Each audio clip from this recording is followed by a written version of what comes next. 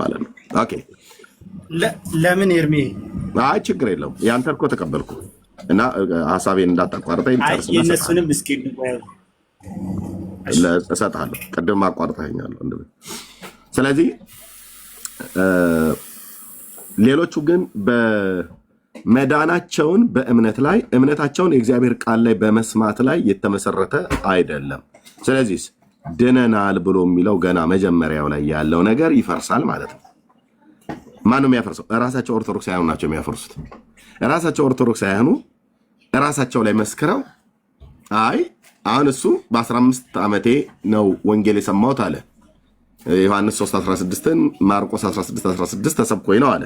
አልተሰበከም ብለን አንለውም። እድሜው የ15 ዓመት ልጅ ነው፣ አያስታውሰውም ብዬ አይደለም። አሁን የተናገረውን እውነት ነው ብዬ ልመንና ማለት ነው። ሌላውስ የኦርቶዶክስ ተዋሕዶ ቤተክርስቲያን ህዝብ ሰው የሆነው ወይ ደግሞ የኦርቶዶክስ ተዋሕዶ ቤተክርስቲያን እምነት ተከታይ የሆኑቱ በሙሉ ከእናታቸው ማህፀን ወጡ። ወንድ ከሆነ የጾታ መለያው ታይቶ በ40ኛው ቀን ውሃ ውስጥ ይገባል። ምንም ሳይሰማ ማንንም ሳያምን ነፃ ፈቃድ አለው ሳይጠየቅ የእግዚአብሔርን ቃል ሳይሰማ እምነቱንም ኮንፌስ ሳያደርግ ኢየሱስ ጌታ እንደሆነ በአፍህ ብትመሰክር እግዚአብሔርም ከሙታን እንዳስነሳው በልብ ብታምን ትድናለህ ነው ብሎ የሚለው። ይሄንን ሳያደርግ ውሃ ውስጥ ጨመሩት፣ አወጡት። ከዛ ክርስቲያን ነው ብለው ክር አንገቱ ላይ ያሰሩለት። አደግን። በቃ አቧራ እያቦነንን ውሃ እየረጨን አደግን። እና ያው ፊታችንን ታጥበን ገስት ላይ ገባን ማለት ነው። ከዛው አቧራችንን አራክፈን እና ኢንሳንስ ሳልቬሽን እየድኛለሁ እየዳንኩ ነው እድናለሁ ብሎ የሚል ግጥም አይሉት የመጽሐፍ ቅዱስ መረዳት አይሉት ተናገሩ ተብሎ ሲባሉ ገና መጀመሪያው ላይ እንደዚህ ነው ማለት ነው። አሁን ዳኒ 15 ዓመት ሆኖ ነው የጀመረው። ኦኬ የሱ ድህነት 15 ዓመት ላይ እግዚአብሔርን ቃል ሰምቶ እንዴት እንደዳነ ቀጥለን ስናወራ ታዩታላችሁ። ሌሎቹ ግን ቢገቡ ያለውን ነገር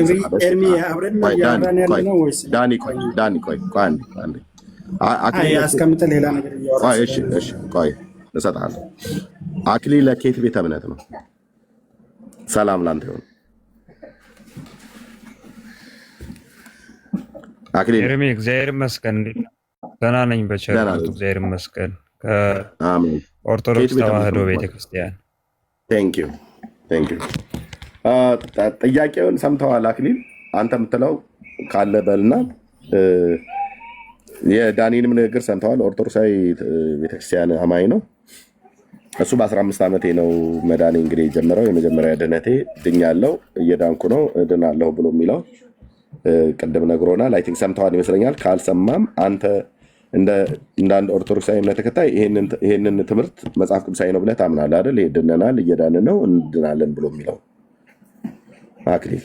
አዎ በሚገባ ኤርሚ። አዎ ቴንክ ዩ።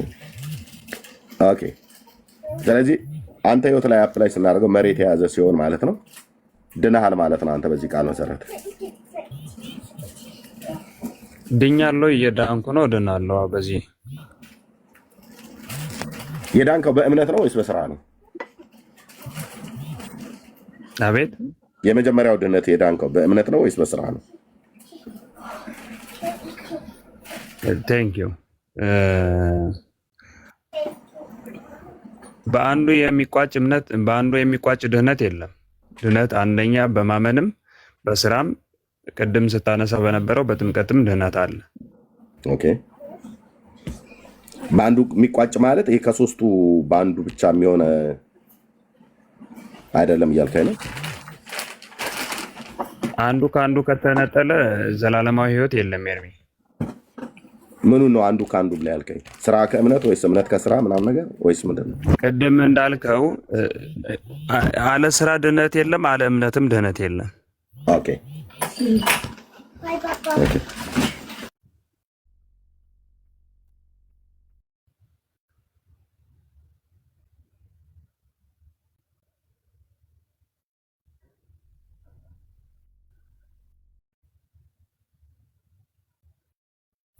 እሺ ሶሪ እኔ ልጆች ጋር ነው እናንተ ጋር? ኖ እኔ ጋር ነው። ኦኬ ስለዚህ ያንተ እንግዲህ የመጀመሪያው ነገረ ድነት የተመሰረተው በምን ላይ ነው ማለት ነው? በእምነት ላይ ነው አይደል? ነው ወይስ በእምነትም በስራም ነው የጀመርከው? የመጀመሪያው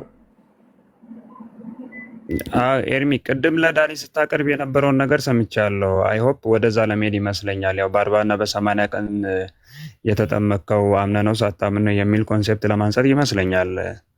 አንተንም እንዳላደክምህ ሌሎችንም እንዳላደክም ሲመስለኝ እንደዛ ይመስለኛል ስረዳ። እንግዲህ ነገረ ድነት የመጀመሪያው ድኛለሁ ብለህ ስትል የዳንክበት የህፃናት ጥምቀትም ጋር ይሁን የአዋቂ ጥምቀትም ጋር ይሁን ሚድል ክላስ የሆነ ጥምቀትም ይሁን የትኛውን ቦታ ላይ ቢነሳ ምንም ችግር የለው ማለት ነገርን ከስሩ ብለው ስለሚሉ አበው ከመሰረቱ ማየት። ምክንያቱም ድኛለሁ ብላችሁ ስትሉ የመጀመሪያው ድህነት ነው። እየዳን ነው ብላችሁ ስለትሉ ሂደታዊ ነው።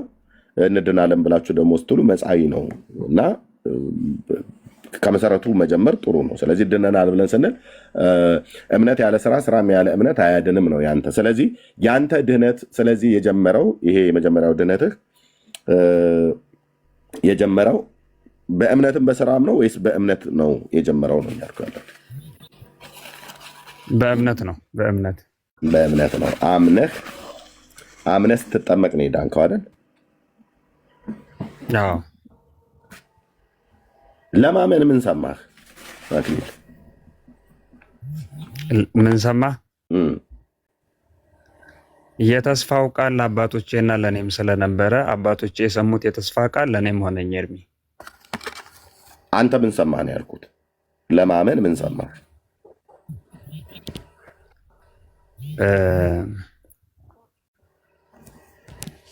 ይሰማሃል ኤርሚ?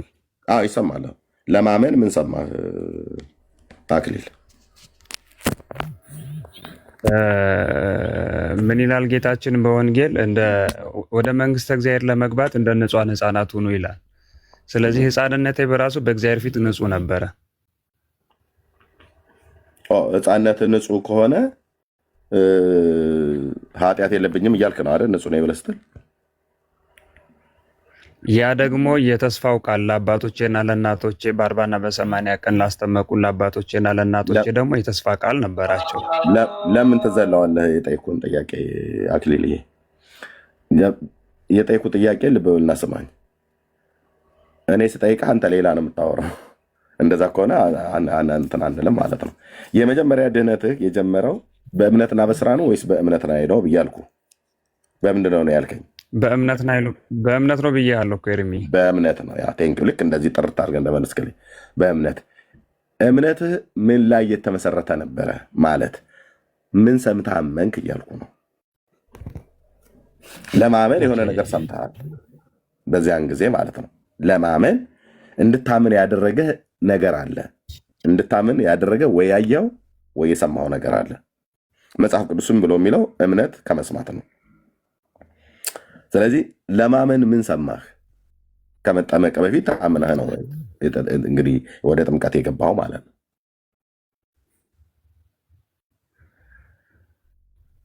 እሺ ልመለስ ኤርሚ? አዎ ትችላለህ አክሊል። ኦኬ እሺ። ልክ ጌታ በሉቃስ ወንጌል 2 ላይ እንዳለው በሕፃንነቱ ሊገዘር እንደገባ እኔም በሕፃንነቴ ልጠመቅ ገባሁ። ከዛ በኋላ ስለ ልጅነቴ፣ ስለ ቤተ እምነቱ፣ ስለ ዘላለማዊ ሕይወት፣ ስለ ክርስቶስ ቤዛነት፣ እኔን ለማዳን ዋጋ ስለመክፈሉ፣ ነገ ላይ ደግሞ እንዴት አድርጌ ከዚህ ግንድ ጋር ተጣብቄ እንደምኖር ዘላለማዊ ህብረት እንዴት ላገኝ እንደምችል በዛ ትምህርት ውስጥ አደፍኩኝ። መጀመሪያ እንግዲህ ለምን ሳትማር እንዴት ሕፃን ከሆንክ አታውቅም፣ ካላወክ ደግሞ አላመንክም፣ ካላመንክ ደግሞ መጠመቅ ከእምነት ቀድሟል ልትለኝ እንደሆነ ገብቶኛል። ግን መጠመቃችን መሰረታዊ ሀሳቡን እኔ እሱ ከሆነ ጥያቄ እሱን ባስጨብጥ የተሻለ ነው እንጂ ነጥለ ወደምትፈልገው ሀሳብ ብቻ ወደ መሰረታዊ ሀሳቡ ከሆነ በዚህ መልክ ብናወራ፣ ካልሆነ ደግሞ አንተ ወደምትፈልገው ሀሳብ ልውሰድህ ብለኸኝ ከሆነ ውይይት ሳይሆን ወደምትፈልገኝ ዳይሬክሽን እንዳወራልህ ነው የሚሆነው ኤርሚዬ። እኔ ወደምፈልግህ ዳይሬክሽን ነው የምወስድህ። ለምን አርእስቱ የምፈልገው አርእስት እዚህ ጋር ፊት ለፊት ላይ ቁጭ እስካረኩት ድረስ ማለት ነው። ዓለሙ ሁሉ እንዲያይ አንተም የምታየው ያስቀመጥኩት ድኛለሁ፣ እየዳንኩ ነው፣ እድናለሁ ስትሉ ምን እያላችሁ ነው ብሎ የሚል አርእስት አስቀምጫለሁ። ስለዚህ አዎ ወደምፈልገው ማለት ነው። የምፈልገው ምንድነው? ነገረ ድህነትን በተመለከተ የምታወሩት ክሌም የምታደርጉት ወይም የምታምኑበት ትምህርት አለ አይደል? እሱን በተመለከተ ስለሆነ የግድ ከመጀመሪያው ድህነታችሁ ጀምሮ የቱ ጋር እንደሚጀምር እንዴት እንደጀመረ ምን ሰምታችሁ ምን አይታችሁ እንዳመናችሁ እንዳመንክ በግል ደረጃ እንዳመናችሁ በማህበር ደረጃ ጠይቃለሁ። ከዚህ ስትወጣ አይ ኖ እኔ ወደምፈልገው ወደ አርእስቱ ና ላለ የምፈልገው አርእስቱ ላይ ስለሆነ ማለት ነው አክሊል። ስለዚህ ምን አልከን? ነገረ ድህነቴ የጀመረው ጌታችን ኢየሱስ ክርስቶስ በ8 ቀኑ እንደተገረዘ እኔም በሕፃንነቴ ተጠምቄያለሁ አልከኝ። ጌታ በ8 ቀኑ ተገርዟል። እሺ አንተ ደግሞ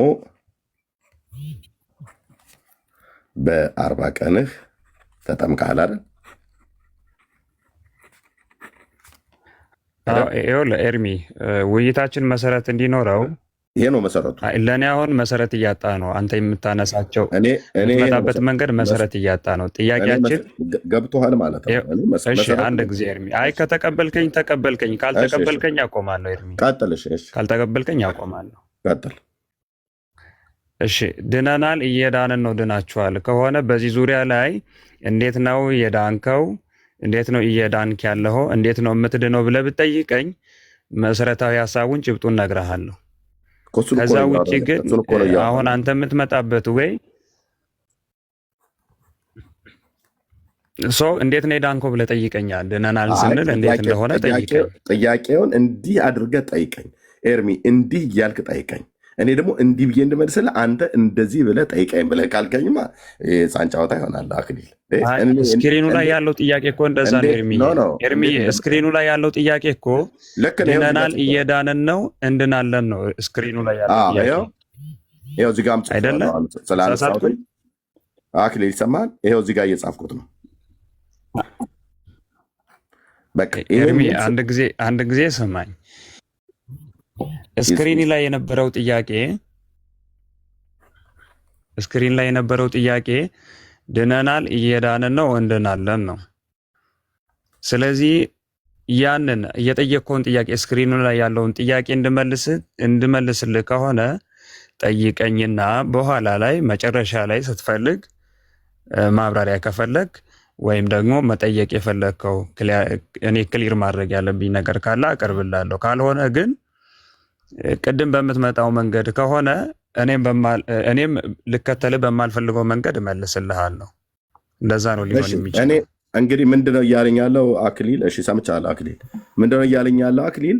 ጥያቄውን እኔ በምፈልገው መሰረት ጠይቀኝ፣ አንተ በምትፈልገው መሰረት አትጠይቀኝ ኤርሚያስ። ምክንያቱስ የኔ አካሄድ ገብቶታል። ኖ ስክሪኑ ላይ ባለው ልክ ጠይቀኝ ነው ኤርሚ። ስክሪኑ ላይ ባለው ልክ ጠይቀኝ ነው ያልኩት። አክሊል ስማኝ፣ ስክሪኑ ላይ ያስቀመጥኩትን ለመጻፍ ስለተጠቀምኩኝ አንስቼዋለሁኝ። እዚህ ጋር ጽፌዋለሁ። ርዕሱ ይሄ ነው። ርዕስ ኦኬ። ይሄው ርዕሱ ይሄ ነው። ምንድነው? ድነናል፣ እየዳንን ነው፣ እንድናለን ስትሉ ምን እያላችሁ ነው ነው ርዕሱ ማለት ነው። ለመጻፍ ስለፈለኩ ነው ወደዚህ ያዞርኩት። ኦኬ አሁን አንተ እያልክ ያለው እኔ እየጠየቅኩ ያለው ጥያቄ ወዴት እንደሚወስድ ገብተዋል። ስለዚህ እኔን አስቁመኸኝ እኔ እንደምፈልገው ጠይቀኝ፣ አንተ እንደምትፈልገው አይደለም እምሄድልህ እያልከኝ ነው። እኔ ደግሞ እኔ ራሴ እንደምፈልገው ነው የምጠይቅህ። ከርዕሱ አልወጣ እንጂ ርዕስ ብዬ ያስቀመጥኩትን ጊዜ አልልቀቀው እንጂ ርዕሱን በተመለከተ የትኛውንም ጥያቄ አገለባብጬም አቅንቼም አጣምሜም አወላግጄም ብጠይቅህ ርዕሱን በተመለከተ እስከጠየኩ ድረስ አንተ የተወላገደ ካለ አቅንተ መመለስ ነው፣ የጎደለ ካለ ሞልተ መመለስ ነው እንጂ ኤርሚ እንደዚህ አትጠይቀኝ እኔ እንደምለው ጠይቀኝ ብለህ ካልከኝ ጥያቄውን ወይ ጽፈህ ስጠኝና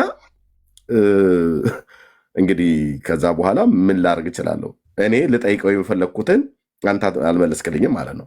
ግን የጠየቅኩን ስትመልስልኝ ምን አልከኝ? ምን አምነህ ነው ምን ሰምተህ አመንክ ብዬ ስልህ ጌታ በ8 ቀኑ ተገረዘ እኔም ደግሞ በ40 ቀኔ ተጠምቄያለሁ ብለህ አልከኝ። ስለዚህ ነገረ ድነት የጀመረው በ40 ቀን ስትጠመቅ ነው ማለት ነው። ኦኬ ይህ ከሆነ ዘንዳ ጌታ በ8 ቀን እንዲገረዝ መጽሐፍ ያዛል። መጽሐፍ ቅዱስ ያዛል ማለት ነው። ያስተምራል በግልጽ የተጻፈ ስላለ አንተ በ40 ቀን እንድትጠመቅ መጽሐፍ ቅዱስ የትኛው ክፍል ላይ ያዛሃል? አንተ በ40 ቀን ኢየሱስ በ8 ቀን እንዲገረዝ የሙሴ ሕግ ከሙሴ ሕግ በፊት በሕገ ልቦና ለአባታችን ለአብርሃም እንደዚሁም ደግሞ በኦሪቱ ለታላቁ ነቢይ ለሙሴ ሁሉ ጭምር የተነገረ የተጻፈ ሪትን የሆነ የተጻፈ አለ እና አንተ በ8ኛው ቀን እንደተገረዘ ጌታችን እኔም ደግሞ በ40 ቀን ተጠምቄያለሁ ብለኸኛል። የእሱ በ8 ቀን ለመገረዙ መጽሐፍ ቅዱስ ያዛል። ብሉይ ኪዳን ማለት ነው። የተጻፈ ነው። በጌታ አይደለም። ጌታ አይደለም በ8 ቀን መገረዝ የጀመረው። ይስሐቅም በ8 ቀን የተገረዘው እንደውም ከይስሐቅ ነው የሚጀምረው። የ8 ቀን የመጀመሪያው ተገራዥ ይስሐቅ ነው።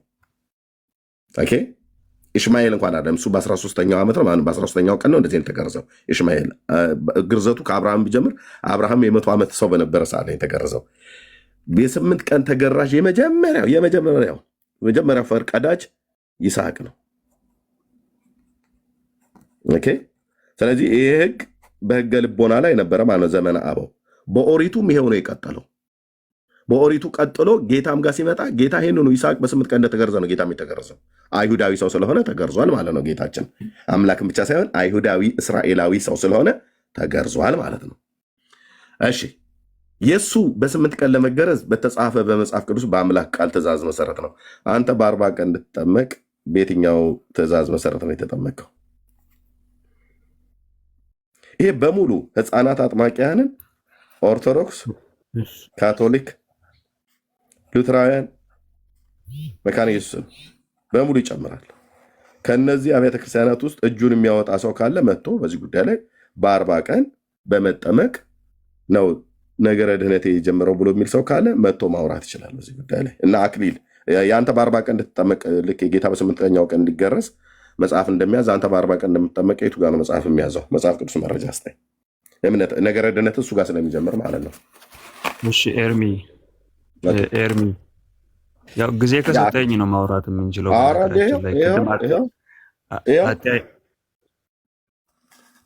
ተዋቸው ሌሎቹም ብራዘር፣ የጊዜ ጉዳይ ለእኔ ተወው። ቀጥል። ኦፕን ነው። እሺ ጥሩ። የአጠያየቅ ጉዳይ ቅድም አስቆመኸኝ ነበረ። የአንተንም አጠያየቅ እኔም ኮሜንት ላደርግ እፈልጋለሁ። አንተ የምትጠይቀውን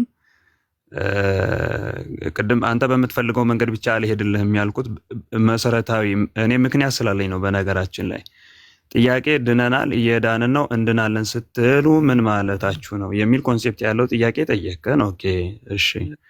ከዛ ድነናል ስትል ምን ማለት ነው ብለህ ስክሪን ላይ ጠይቀኸኝ ተነስተ እዚህ ጋር እየጠየቀኝ ያለው አጠያየቅ ደግሞ ሌላ ነው። ስክሪኑና አንተ የምትጠይቀኝ የተለያየ ነው።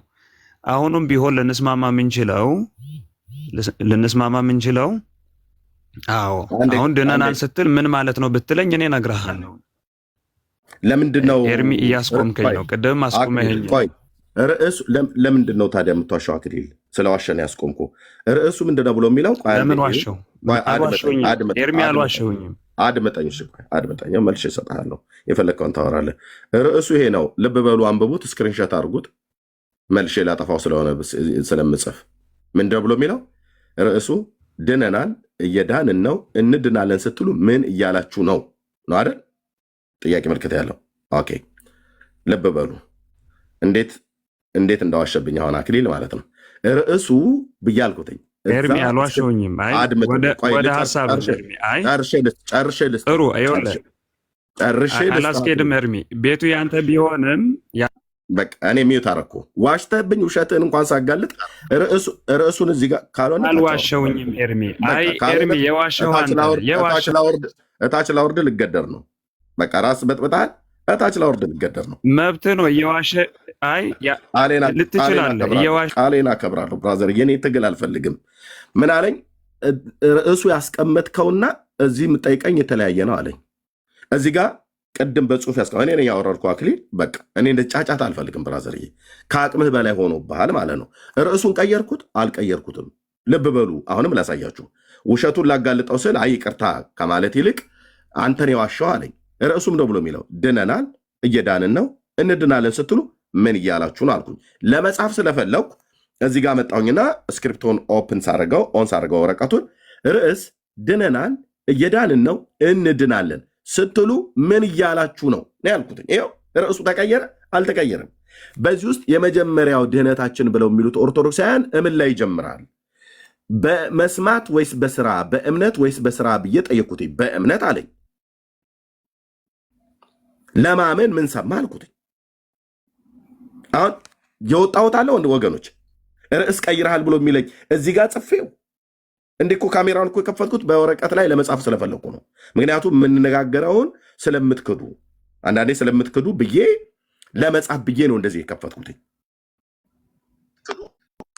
ስለዚህ እዛ ኤርሚ ጠየቅከው አይደል እንዴ? ጠየቅከው፣ ልጁ እየመለሰልህ ነው። ሚዩት አድርግ። እንደገባ ታውረ አይታች ይታየዋል። ኦርቶዶክሳውያን ናቸው ከግራና ከቀኝ ያሉት።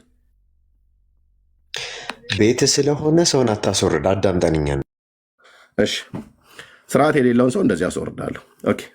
እና አርእስት አልተቀየረም፣ ርዕስ አልተቀየረም። ርዕሱን አልቀየርኩትም። ከዛ ይልቅ ከበደኝ።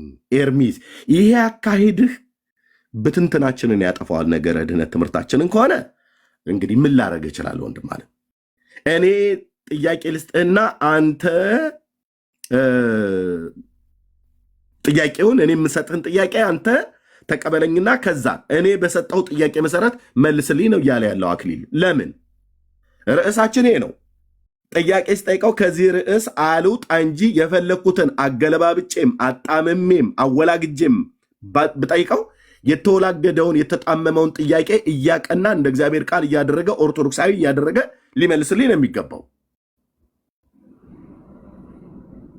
ኦኬ፣ እሱን ግን አልቻለም። ለምን? ወዴት እንደሚሄድ ገብቶታል። እና በመጠመቅ ነው የጀመርኩት አለ። እንዴት? ምን ሰምተህ ብዬ ስለው ኢየሱስ በስምንተኛው ቀን እንደተገረዘ እኔ በ40 ቀን የተጠመቅኩ አለኝ።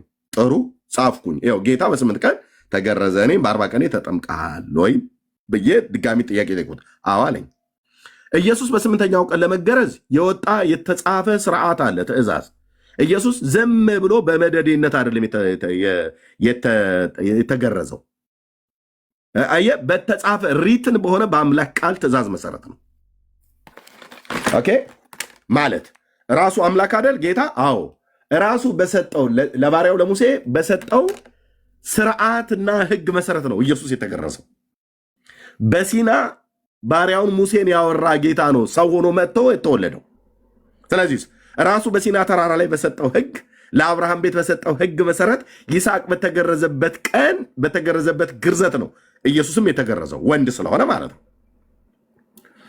ኦኬ። ስለዚህ ይሄ ጌታ በ8 ቀን መገረዝ ከሱ በፊት የተገረዘ ትውልድና ከሱ በፊት ሕግ ስለተሰጠ ራሱ ሕግ ሰጭም ጌታ ስለሆነ በተጻፈ ሕግ መሰረት ነው ማለት የተገረዘው።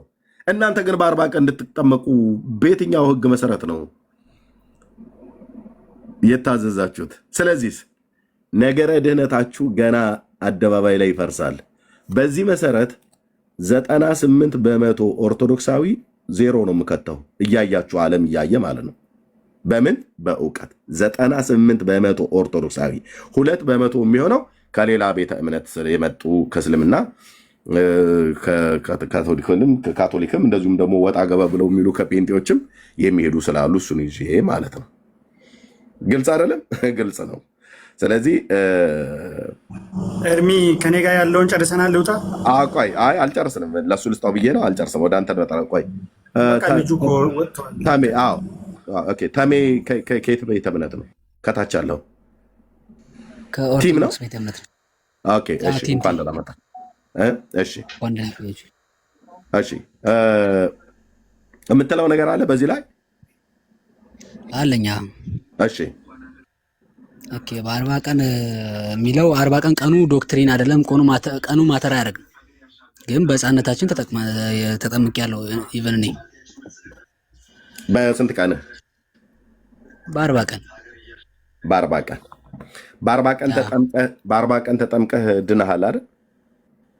ኦኬ። አዎ ድነቴን በጥምቀት ነው የጀመርኩት። በ40 ቀን ድነሃል አይደል? ኦኬ። አዎ ድነቴ የጀመርኩት በ40 ቀን ድነቴ ነው እኮ። ድነሃል። በዛ በ40 ቀን ስትጠመቅ ድነሃል አይደል? ኦኬ። እንትና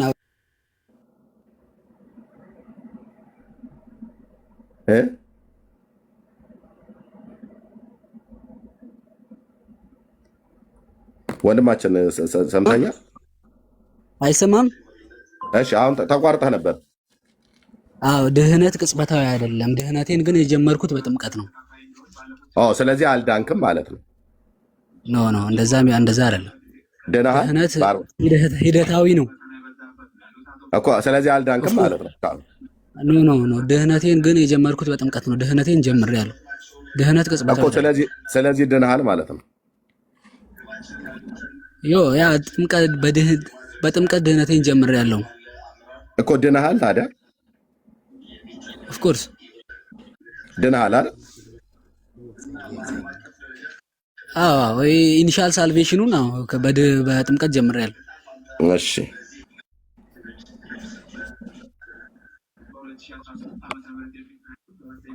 ድኛለሁ እያለ ነው። ስትድን በእምነት ነው የዳንከው? በስራ ነው የዳንከው? ቲም ኖ በጥምቀት አልኩ እኮ። ኢኒሻል ሳልቬሽኑን በጥምቀት በ40 ቀኔ ማለት ነው የጀመርኩት። ህፃን ሲጠመቅ በ40 ቀን ጥምቀት ነው። በእምነትም በስራም አይደለም ማለት ነው? ኖ ህፃናት በእምነት ሳይሆን በጥምቀት ነው የሚጀምሩ ድነትን።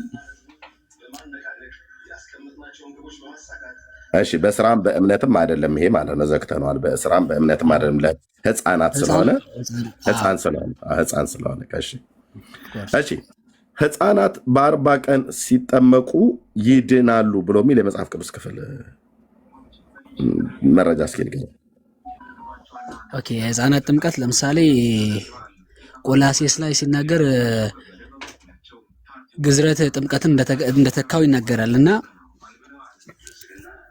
ቆላሲያስን ጥያቄ ምን ነበረ? ልብ በል። በ40 ቀን ህፃናት በ40 ቀን ሲጠመቁ ይድናሉ ብሎ የሚል የመጽሐፍ ቅዱስ ክፍል ነገር ነው ያልኩት። ቆላሲያስ ስንት ነው ያልከኝ? ቆላሲያስ አይ ቲንክ ስፔሲፊክ ቦታውን ረስቼዋለሁ። ቆላሲያስ ላይ ጥምቀት ቆላሲያስ 2 መሰለኝ። አይ ቲንክ ረስቼዋለሁ ቦታውን ስፔሲፊክ። ምን ይላል? እስከዛ ችግር የለም። ሀሳቡን ነገር እንረዳለን። ጥምቀት ግዝረት ጥምቀትን እንደተካው በአዲስ ኪዳን ይናገራል።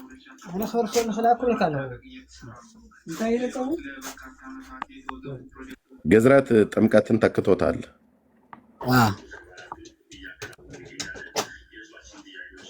በአዲስ ኪዳን ግዝረት። እሺ ላውጣልህ ክፍሉን እንድታሳየን ማለት ነው። ኦኬ ቆላሳያስ የሐዋርያው ቅዱስ ጳውሎስ መልእክት ወደ ቆላሲያስ ሰዎች ምዕራፍ 2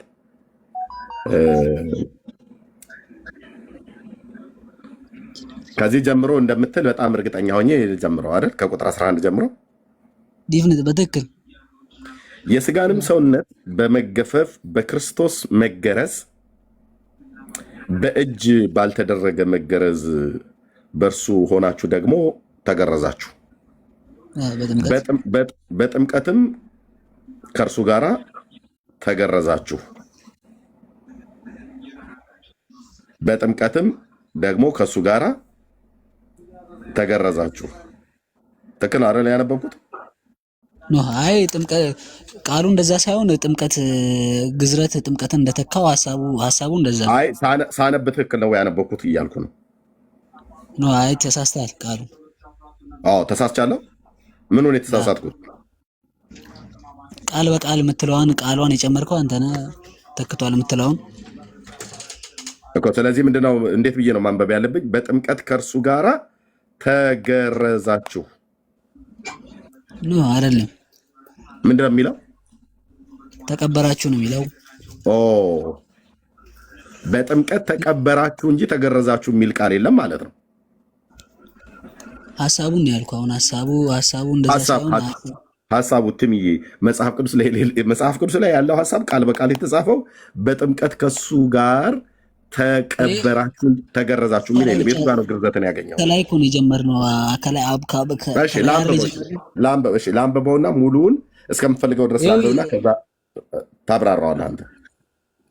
ላንብብልህ ቲምዬ፣ እኔ ላንብብልህ። አቁም ስትለኝ አቆማለሁ እስከ የትኛው ድረስ እንዳነብልህ። አንተን ይህን ክፍል ያመጣኸው አነብልሃለሁ። የስጋንም ሰውነት በመገፈፍ በክርስቶስ መገረዝ በእጅ ባልተደረገ መገረዝ ከእርሱ ጋር ሆናችሁ ደግሞ ተገረዛችሁ። በጥምቀትም ከእርሱ ጋር ተቀበራችሁ። በጥምቀት ደግሞ ከሙታን ባስነሳው በእግዚአብሔር አሰራር በማመናችሁ ከእርሱ ጋር ተነሳችሁ።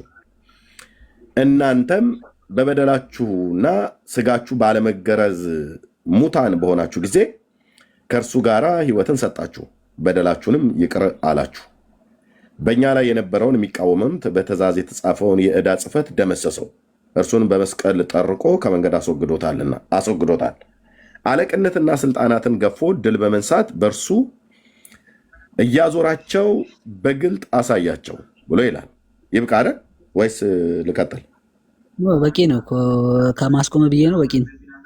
አሁን እሺ፣ በጥምቀት ተገረዛችሁ ብሎ የሚለውን ክፍል አሳየኝ። ሀሳቡ ለምሳሌ የስጋን ሰውነት በመገፈፍ በክርስቶስ መገረዝ በእጅ ባልተደረገ መገረዝ በእርሱም ሁናችሁ ደግሞ ተገረዛችሁ ሲል ከዛ ቀጥታ ጥምቀትን ያስገባል። በምንድን ነው ሀሳቡን? በምንድን ነው ግዝረቱን እንትን ሲል በጥምቀት ይላል። በጥምቀት ከእርሱ ጋር ተቀበራችሁ። የለም አንተ የብሉይ ኪዳኑን ግርዘት ነው አይደል በጥምቀት ተተክቷል ብለህ ያልከኝ? ብሉይ ኪዳን እግዚአብሔር ሕዝብ ልብ በል። በብሉይ ኪዳን ወደ ኪዳኑ የሚጨመሩት በግርዘት አይደል? በስምንተኛው ቀን አይደለም። ኦኬ የብሉይ ቆይ አትቀላቅለው። የብሉይ ኪዳኑን ግርዘት በጥምቀት ተተክቷል። በአዲስ ኪዳን ተተክቷል ነው አይደል ያልከኝ? እንደዛ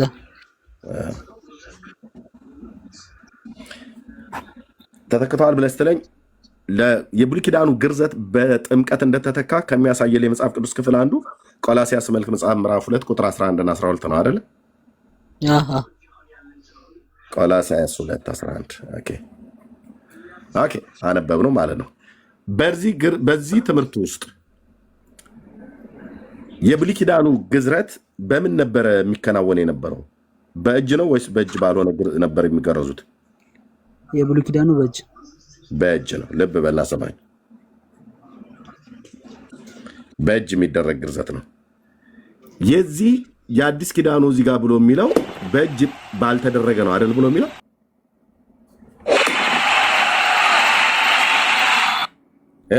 ምን አልከኝ? በእጅ ባልተደረገ ነው አይደል ብሎ የሚለው በእጅ ባልተደረገ የብሉይ ኪዳኑ ግዝረት ልብ በል። የብሉይ ኪዳኑ ግዝረት በእጅ ባልተደረገ ነው። የብሉይ ኪዳኑ ግዝረት በእጅ የተደረገ ነው። ዘፍጥረት መጽሐፍ ምዕራፍ 16 ማለት የወንዶች የቁልፈታቸው ስጋ ብልታቸው ጫፍ ላይ ያለ ስጋ ይቆረጣል ማለት ነው። እሱ ነው የሚቆረጠው። እሱ ነው ቁልፈት ብሎ ያለው ዘፍጥረት 16 ላይ ማለት ነው። እሺ እግዚአብሔር ሕዝብ በኪዳኑ ይጨመራል ማለት ነው። በግዝረት በብሉይ ኪዳን ግን በአዲስ ኪዳን ጥምቀት ለመጣልህ ነው። በብሉይ ኪዳኑ በእጅ የተደረገው ዘፍጥረት 16 ላይ በተጻፈው መሰረት በእጅ የተደረገ ግዝረት ነው። የወንዶች የቁልፈታቸው ስጋ ነው የሚቆረጠው። የቁልፈት ስጋ አውቄ ነው። የወንዶች ብልት ጫፍ ነው የሚቆረጠው። የወንዶች አሁን ብዬ ነው በዓላማ ነው የምጽፈው። ለምን እንደሆነ ንገርህ። የወንዶች የብልት ጫፍ ነው የብልት ችን ያልኩት የብልት ጫፍ ነው የሚቆረጠው። የአዲስ ኪዳኑ ይሄኛው በእጅ ያልተደረገው የስጋንም ሰውነት በመግፈፍ በክርስቶስ መገረዝ በእጅ ባልተደረገ መገረዝ በእርሱ ሆናችሁ ደግሞ ተገረዛችሁ ይላል። በክርስቶስ ሆነን የተገረዝነው ምናችንን ነው? በእጅ ባልተደረገ መገረዝ ምናችንን የተገረዝነው? በአዲስ ኪዳን ምንን የተገረዝነው? በጥምቀት ከእርሱ ጋር ተቀበራችሁ ይላል። አይ እኔ የጠየኩን መልስልኝ ቲምዬ፣ የጠየኩን ትተኸው ሌላ ጋር ትሄድ። ይሄኛውን ልክ የብሉይ ኪዳኑን በእጅ የተደረገ ነው። ዘፍጥረት 16 ላይ ነው። የወንዶች የብልት ጫፍ ላይ ያለ ቆዳ ነው የሚቆረጠው። አይሁዳውያኑ ጌታ የሚያዘዘው እንደዛ ነው። ኦኬ። ወይ ደግሞ ይሄ አሁን በእኛ በኢትዮጵያ ውስጥም ራሱ ወንዶች ተገርዘን ያደግንበት አይነት ማለት ነው። ኦኬ። ይሄ በቆላስይስ መልእክት መጽሐፍ ምዕራፍ 2 ላይ ደግሞ ባለው በእጅ ያልተደረገ ነው። ይሄው በእጅ ባልተደረገ መገረዝ በእርሱ ሆናችሁ ደግሞ ተገረዛችሁ ይላል። ኦኬ። እኔ አድመጠኝ። በእጅ ባልተደረገ መገረዝ የተገረዘው የሰውነታችን ክፍል የትኛው ነው ነው ብዬ የምልህ እኔ አልመልስልም እኮ ጥቅሱ ራሱ ይመልስልሃል። ቀጥሎ በጥምቀት ከእርሱ ጋር መመለስ አለብህ እንጂ እኔ አልመልስልህም አይባልም እኮ። ይመለስኩልህ እኮ ነው የመጽሐፉን ቃል ወንድሜ። በጥምቀት ተቀበራችሁ የሚል የለም። በጥምቀት ተገረዛችሁ የሚል የለም። ተቀበራችሁ እንጂ በጥምቀት ተገረዛችሁ አይልም። ልብ በል። በጥምቀት ከእርሱ ጋር ተገረዛችሁ ብሎ ቢል ግዝረቱ በጥምቀት ተተክቷል ብለን እንላለን። መጽሐፉ ግን ብሎ የሚለው ይኸው አይኔን ግንባር ያደርገው ብላችሁ ካላላችሁ በስተቀር አድመጣ ይደሰጣለሁ። በጥምቀት ከእርሱ ጋር ተቀበራችሁ እንጂ በጥምቀት ከእርሱ ጋር ተገረዛችሁ አይልም። በቃ ስለዚህ አሁን እኔ በእጅ ባልተደረገው በክርስቶስ መገረዝ የተገረዝከው አንተ ምንህን ነው?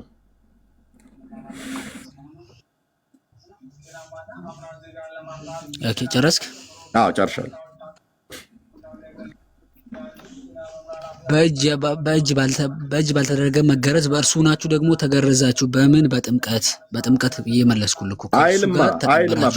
በጥምቀት ተገረዛችሁ አይልማ እንዴ? አይልም እኮ የእግዚአብሔር ቃል። አይ ወንድሞች ወገኖች፣ ኦርቶዶክሳውያን የእግዚአብሔርን ቃል የማይለውን ይላሉ፣ የሚለውን ይክዳሉ። በጥምቀት ከእርሱ ጋር ተቀበራችሁ ነው። ጥምቀት መቀበሪያ ነው ብራዘር፣ መገረዣ አይደለም።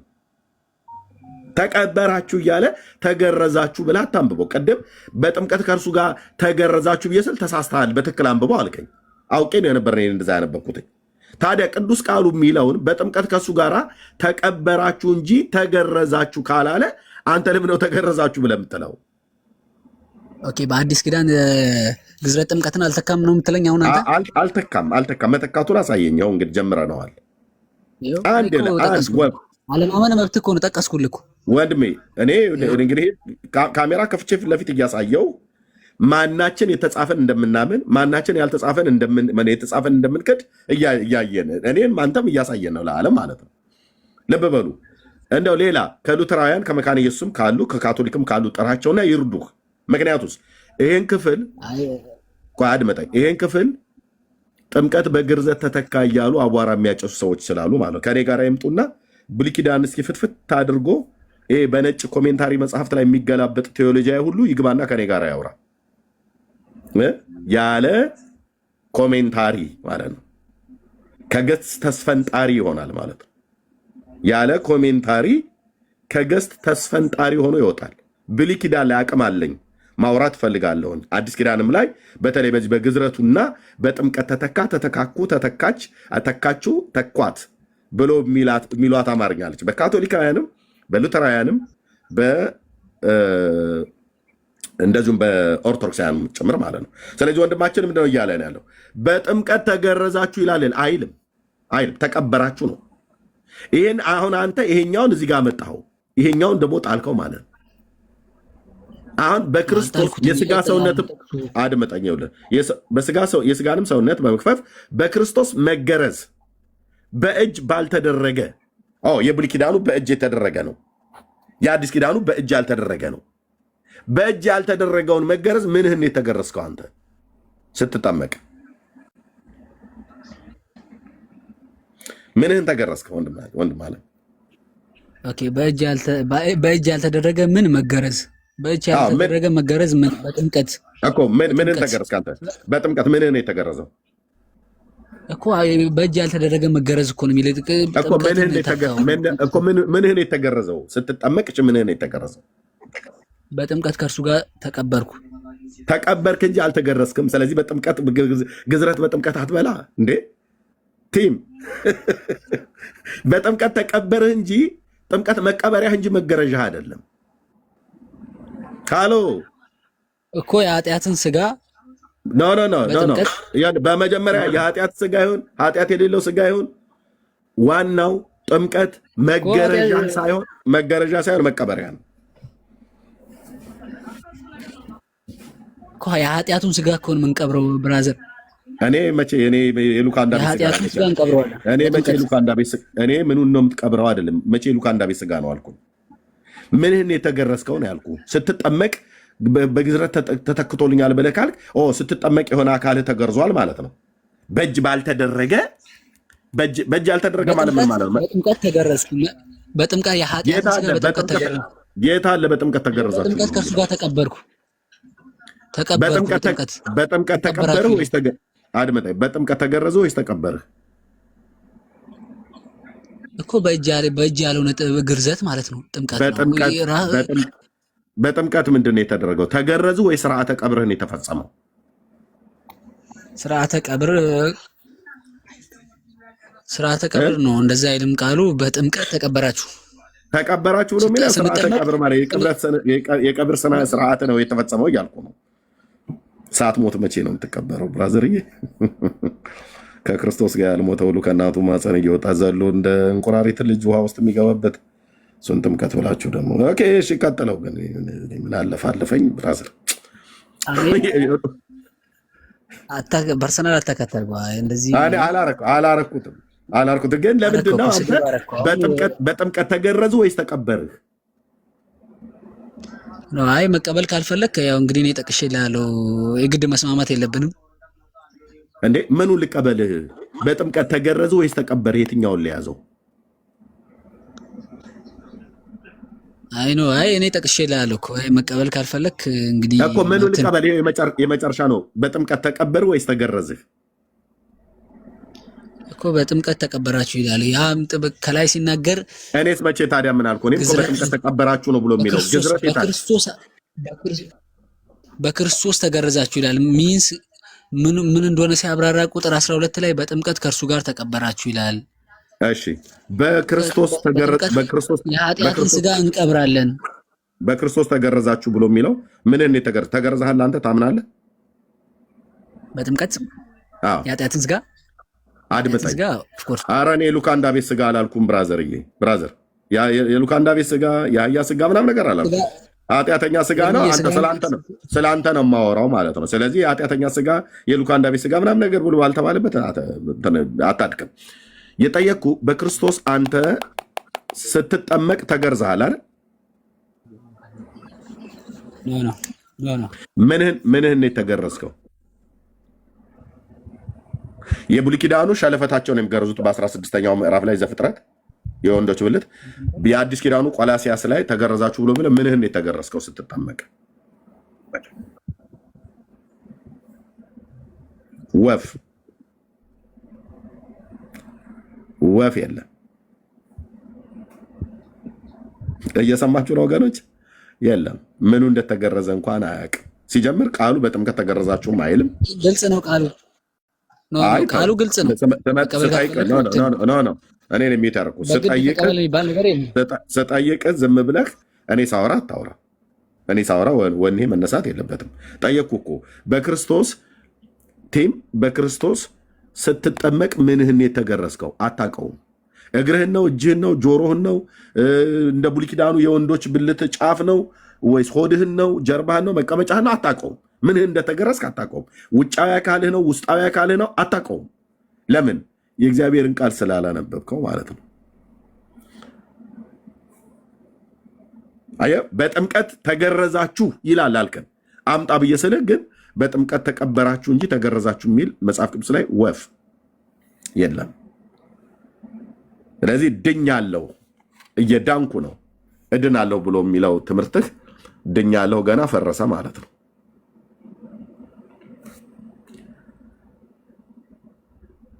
የወንድማችን የቲም ድኛለሁ ብሎ የሚለው ትምህርቱ ፈረሰ ማለት ነው።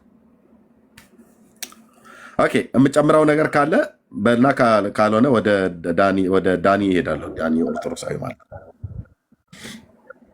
ኦኬ አንተ ልጠይቅህ አሁን። ኦኬ ወደ እኔ ጥያቄ ከሆነ ዳኒን ረጅም ስላስቀመጥ ነው እሱ የሚለው ካለ ይበልና ከዛ ትጠቀኛለህ።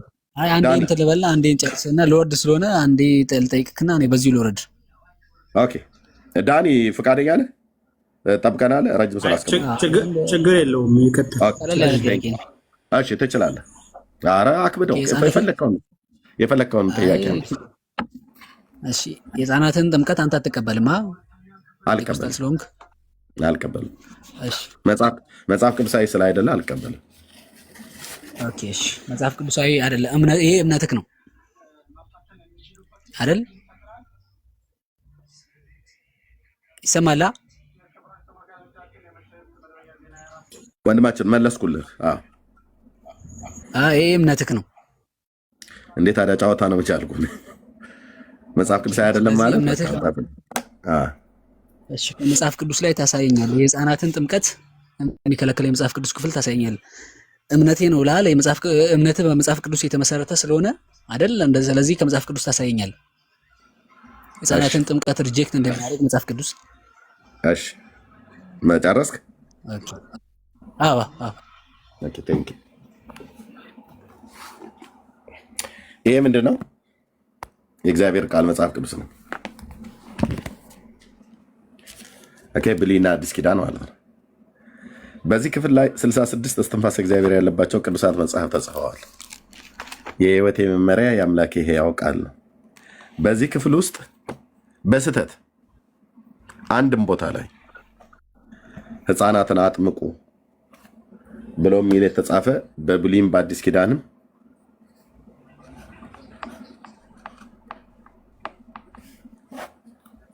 የለም። ለምን? ጌታም አላዘዘም፣ ሐዋርያቱም አላደረጉም። ስለዚህ የህይወቴ መመሪያ በሆነው በእግዚአብሔር ቃል ውስጥ ስለሌለ ህፃናትን አጥምቁ ብሎ አታጥምቁ ብሎ የሚል የተጻፈ አሳየኝ አትበለኝ። የአምላኬ ቃል የሆነው የህይወቴ መመሪያ በሆነው በእግዚአብሔር ቃል ውስጥ የተጻፈ ስላላገኘው ከየትም ላመጣልህ አልችልም። አንተ ግን አድራጊው ህፃናትን አጠምቃለሁ ብለህ የምትለው የተጻፈ ስላገኘህ ነው። እሱን ታሳየናለህ ማለት ነው። የኔ በተጻፈው በሕያው በአምላካችን በእግዚአብሔር ቃል ላይ ጌታችን የብሉይ ኪዳን ቅዱሳን ነቢያት በተነበዩት የቅዱሳት ሐዋርያት በጻፉት የሁላችን ጌታ ኢየሱስ ክርስቶስ ባስተማረው ትምህርት ውስጥ አንድም ቦታ ላይ ህፃናትን አጥምቁ ብሎ የሚል የተጻፈ የለም። ይህንን የእግዚአብሔርን ቃል ከአንዴም ሁለቴ ከሁለቴም ሶስቴ ከሶስቴም አራቴ ከአራቴም አምስቴ ከአምስቴም ስድስቴ ከዛን በላይ እንዳነበበ በጥንቃቄ እንዳነበበ ሰው ማለት ነው። በእነዚህ 27 ዓመታቶች ውስጥ ድርብ ነጠላ ሰረዙ ምናምን ነገር ካልሆነ በስተቀር ሳነብ የሰዎችን ስምና ቦታን እንኳን ሁሉ ጭምር በጥንቃቄ የማነብ ሰው ነው። ስለዚህ አምላኬን የእግዚአብሔርን ቃል በሚገባ ያነበበ ሰው ነው ኤርሚያስ ማለት። እናንተ ላይ ልኮራ አይደለም።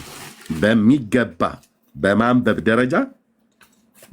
ደረጃ ምንድነው እንከን አታወጣልኝም ተብሎ እንደሚባል ማለት በማንበብ ደረጃ በሚገባ ያነበብኩ ሰው ነኝ። አንድም ቦታ የህፃናት ጥምቀት ብሎ የሚል የተጻፈ ቦታ የለም። ስለዚህ ህፃናትን አታጥምቁ ብሎ የሚል አሳየኝ ብለህ ስላልክ የተጻፈ ስለሌለ ላሳየህ አልችልም። ስለዚህ የለም ማለት ነው። እናንተ ግን ስታጠምቁ የተጻፈ ስላገኛችሁ ነው። እሱን ተነግረናለህ። መልሼልሃለሁ። ጨረስክ? እኔ የጠየኩህ ምን ነበር?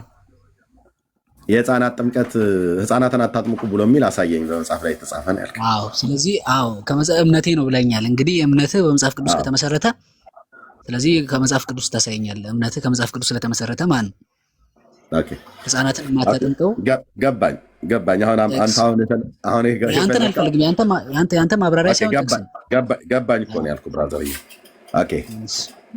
እምነቴ በእግዚአብሔር ቃል ላይ የተጻፈን መቀበል ብቻ ሳይሆን ያልተጻፈንም አለመቀበል የኔ እምነት።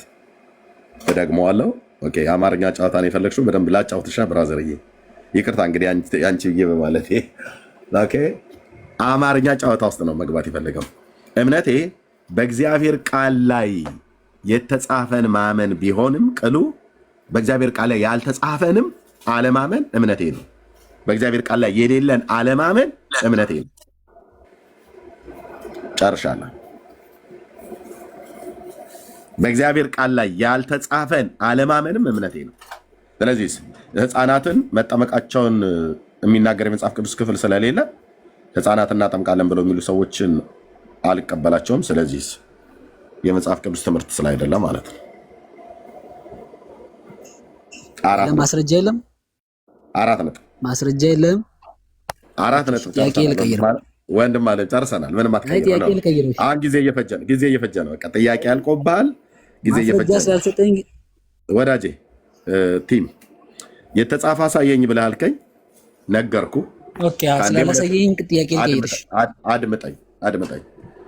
ከአንዴም ሁለቴ፣ ከሁለቴም ሶስቴ፣ ከሶስቴም አራቴ፣ ከአራቴም አምስቴ፣ ከአምስቴም ስድስቴ እና በላይ የአምላኩን የእግዚአብሔርን ቃል በሚገባ ያነበበ ሰው ጋር ነው የመጣኸው። ልብ በል፣ በሚገባ ያነበበ ነው ያልኩት።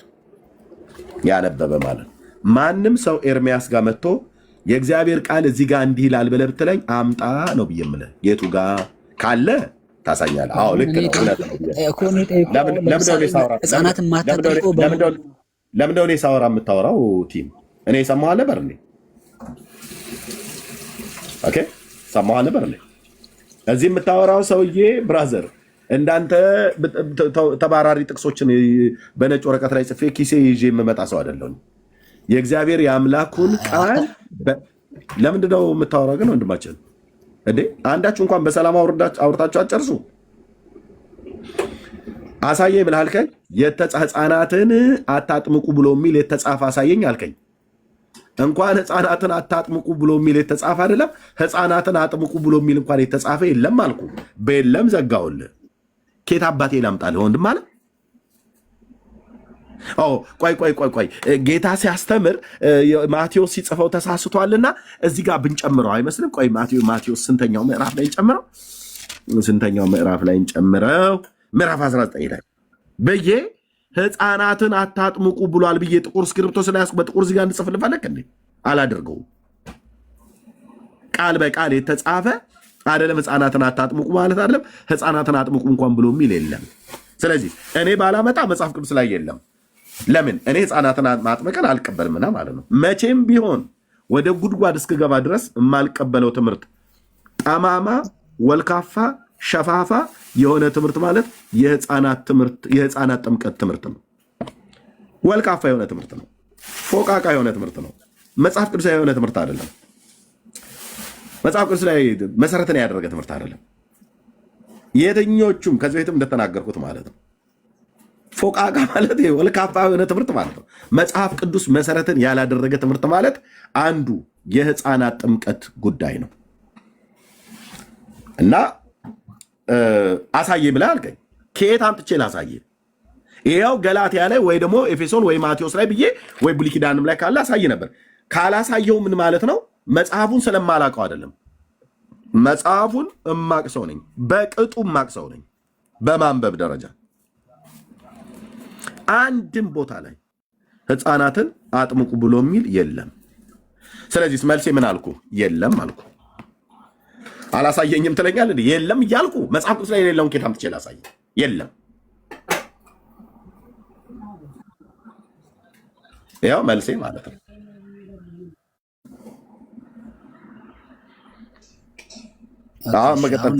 ሁለተኛ ጥያቄ።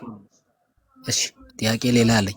አይ እኔም ልጠይቅህ እንጂ እንዴ አንተ እኮ ጠየቀኝ።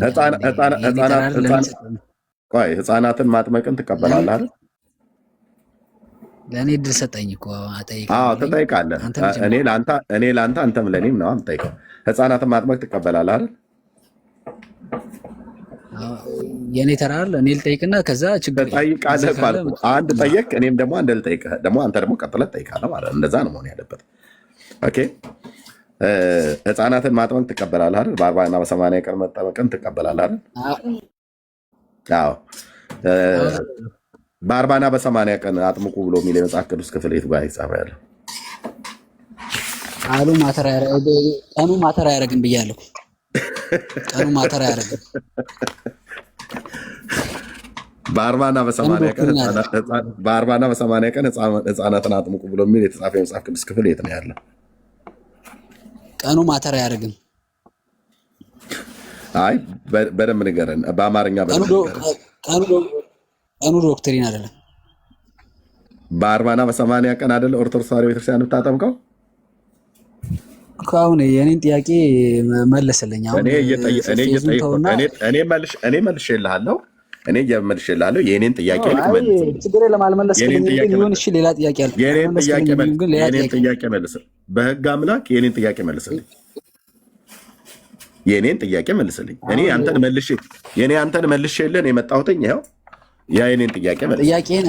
ጥያቄን አትፍራው። ቀላል ጥያቄ እኮ ነው። በቃ ምንም እንትን ማለት አትፍራው። የኔን ጥያቄ እሺ። ለብሩክ እኔ ጉንፋን ስለያዘኝ ወንድምነት ብርክዬ ከዚሁ ጋር ቀጥሎ እኔ ጥያቄ የጠየቁትኝ አልመለሰልኝም፣ ግን እንዲመልስልኝ አድርግልኝ። በ40 እና በ80 ቀን ጥምቀት ይቀበላል። ወንድምነት ካለ ማይክን ክፈት። የ40 እና 80 ቀን ጥምቀትን ይቀበላል እና የቱ ጋር ነው የተጻፈው ነው ያልኩት። የቱ ጋር ነው የተጻፈው? ብርክዬ ቀጥሎ። ኦርቶዶክሳዊ መሆኑን ረስተን የጠየቀው ማለት ነው። እንዴት? አይ መልስ አላቸው እንጂ እኮ ይዞ አይመጡም። ቤት አስቀምጠው ነው የሚመጡት። ኦኬ ጀለስ ይዞ አይመጡም። እሺ ቀጥሉ። ሰላም ብያለሁ ክርስቲያን ወንድም እህቶች። ኤርሜ ስላየው ደስ ብሎኛል። ከእግዚአብሔር ከአባታችን ከጌታም ከኢየሱስ ክርስቶስ ጸጋና ሰላም ከሁላችሁ ጋር ይሁን። ስላገኘኋችሁ ደስ ብሎኛል። እሺ ቲም በ40 እና በ80 ቀኑ ችግር የለውም። እሺ ቀኑ እሺ ችግር የለውም። ግን ህፃናት እንዲጠምቁ የታዘዘበት የመጽሐፍ ቅዱስ ጥቅስ ካለ አሳየን። እሺ ግዴታ 40 80 ሚል ባይኖር እንኳን ህፃናት እንዲጠምቁ እየታዘዘበት ክፍል ለምሳሌ እኔ አሁን ቅድም እንዳልኩ አሳይቻለሁ። ቆላሴስ ላይ እንዳልኩ ግዝረት ጥምቀትን በአዲስ ኪዳን ተክቷል። ስለዚህ በብሉይ ኪዳን ግዝረት ህፃናት በግዝረት የእግዚአብሔር ሕዝብ ይሆናሉ፣ ወደ ኪዳኑ ይጨመራሉ። በግዝረት ሳያምኑ ማለት ነው፣ ህፃናት ስለሆኑ። አልሰማኝም። አሁን ግዝረት ወደ ጥምቀት ተክቷል ማለት ሳይሆን ጥያቄ ህፃናት እንዲጠመቁ የታዘዘበት የመጽሐፍ ቅዱስ ጥቅስ ካለ አሳየኝ ነው። እኔ አሁን እሱ ቆላስይስ ላይ ስታወሩ ሰምቻለሁ፣ ስታወሩ ደርሻለሁ። ጥያቄ ግን ህፃናቶች እንዲጠመቁ የታዘዘበት ትእዛዝ ካለ ግዝረት ወደ ጥምቀት ተክቷል፣ እሱ ጋር ሄደን እናወራለን፣ ችግር የለውም። ወይ ደግሞ ሐዋርያቱ ያጠመቁበት ክፍል ካለ ማለት ነው። አዎ ከሆነ ከዛ እያይዤ ልመልስልህ እኮ ነው። ታምናለህ? ግዝረት ጥምቀትን ተክቷል በአዲስ ኪዳን? በአዲስ ኪዳን ላይ አወራለሁ፣ ችግር የለውም። የጠየቅኩህ ታምናለህ ወይስ አላምንም በለኝ። አልተካም በለኝና ከዛ እንትን ልበል። ሌላ መልስ ስለሌለ ነው አንተ ነው የምትጠይቀኝ እኮ። ጥያቄም እየመለስኩልህ እኮ ነው። አይ በቃ መልስ ካለ እዚህ ክፍል ላይ ህፃናቶች እንዲጠመቁ ታዘዋል የሚል ማስረጃ አሳየኝ። ከዛ እየመለስኩልህ እኮ ነው። በአዲስ ኪዳን ተክቷል እንደ ጥምቀት ግዝረትን እሷ እኔ ግዝረት ተተክቷል አልተካም ማለት ተክቷል ወይ አልተካም በለኝና እኮ ወደ ሌላ እንደሄድ እኮ ነው። በቃ ኦርቶዶክሶች ማለት እንደዚህ ናቸው። እሺ አልተተካም። መመለስ ሲከብድ ኦርቶዶክሶች ለምን አትለውም? ቃሉ ምን አስፈራ? እሺ አሁን ሰምተዋል። አሁን ለምሳሌ ስመልስ ሰምተዋል። አንተ በእኔ በኩል ያለው ጆሮ ላይ ተኝተህ ያወራ ያለው ማለት ነው። ምን አልኩኝ እኔ? አልተተካም፣ ሊተካም አይችልም። በአዲስ ኪዳንም ተገርዘናል። እኛ የተገረዘው ምናችን ነው የሚለውን መጽሐፍ ቅዱስ ያው ጥቅስ አሳይሃለሁ። እሱን አሁን ለኔ ጥያቄ መልስ ጥቅስ እንዳታሳየው ወንድምነት ቆይ ጥቅስ እንዳታሳየው። ምናቸው እንደተገረዙ ማሳየት አለባቸው እነሱ። እኛ አይደለም የምናሳያቸው። ተገርዘናል። የብሉይ ኪዳኑ ግዝረት በጥምቀት ተተክቷል ብለው ካሉ በጥምቀት ተገርዘናል እያሉ ነው። በጥምቀት ምናቸው እንደተገረዙ፣ መቼ እንደተገረዙ፣ በጥምቀት መገረዝ የሚልስ ትምህርት እንዳለ ከአራቱም ቤተ እምነት ነው እየጠራ ያለሁት። ከኦርቶዶክስ፣ ከካቶሊክ፣ ሉትራውያን፣ መካነ ኢየሱስ ይህንኑ ጥቅስ እነሱ ሲንፏቀቁበት ስለሚውሉ ማለት ነው መጥተው ያስረዱ እና ጥቅሱ እንዳትነግረው። አሁን የጠየቀህ ጥያቄ ላይ ብቻ ትኩረት አድርጎ ወንድምነት። ቴንክ ዩ። እሺ ህፃናቶች መጠመቅ እንዳለባቸው የሚያሳይ መጽሐፍ ቅዱሳዊ ማስረጃ። ኦኬ እሺ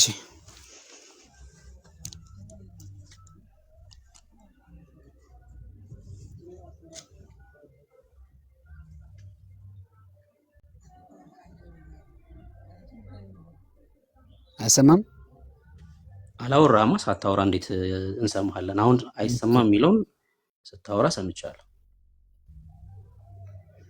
እሺ እኔ እንዳልኩ ያው ጥምቀት ግዝረትን ተክቷል ብዬ አምናለሁ ቅድም ባሳየው ጥቅስ መሰረት። ህፃናት ወደ በጥምቀት ይጀምራሉ። ልክ በብሉይ ኪዳን በግዝረት እንደሚጀምሩ ህፃናት በአዲስ ኪዳንም በጥምቀት ይጀምራሉ። በብሉይ ኪዳን ምንድን ነው በግዝረት የሚጀምሩት? ወደ ቃል ኪዳኑ ህዝብ ይጨመራሉ። ወደ ኪዳኑ ህዝብ ጥቅስ አሳየኝ እስኪ። እሱን በግርዘት እንደሚጨመሩ ጥቅስ አሳየኝ።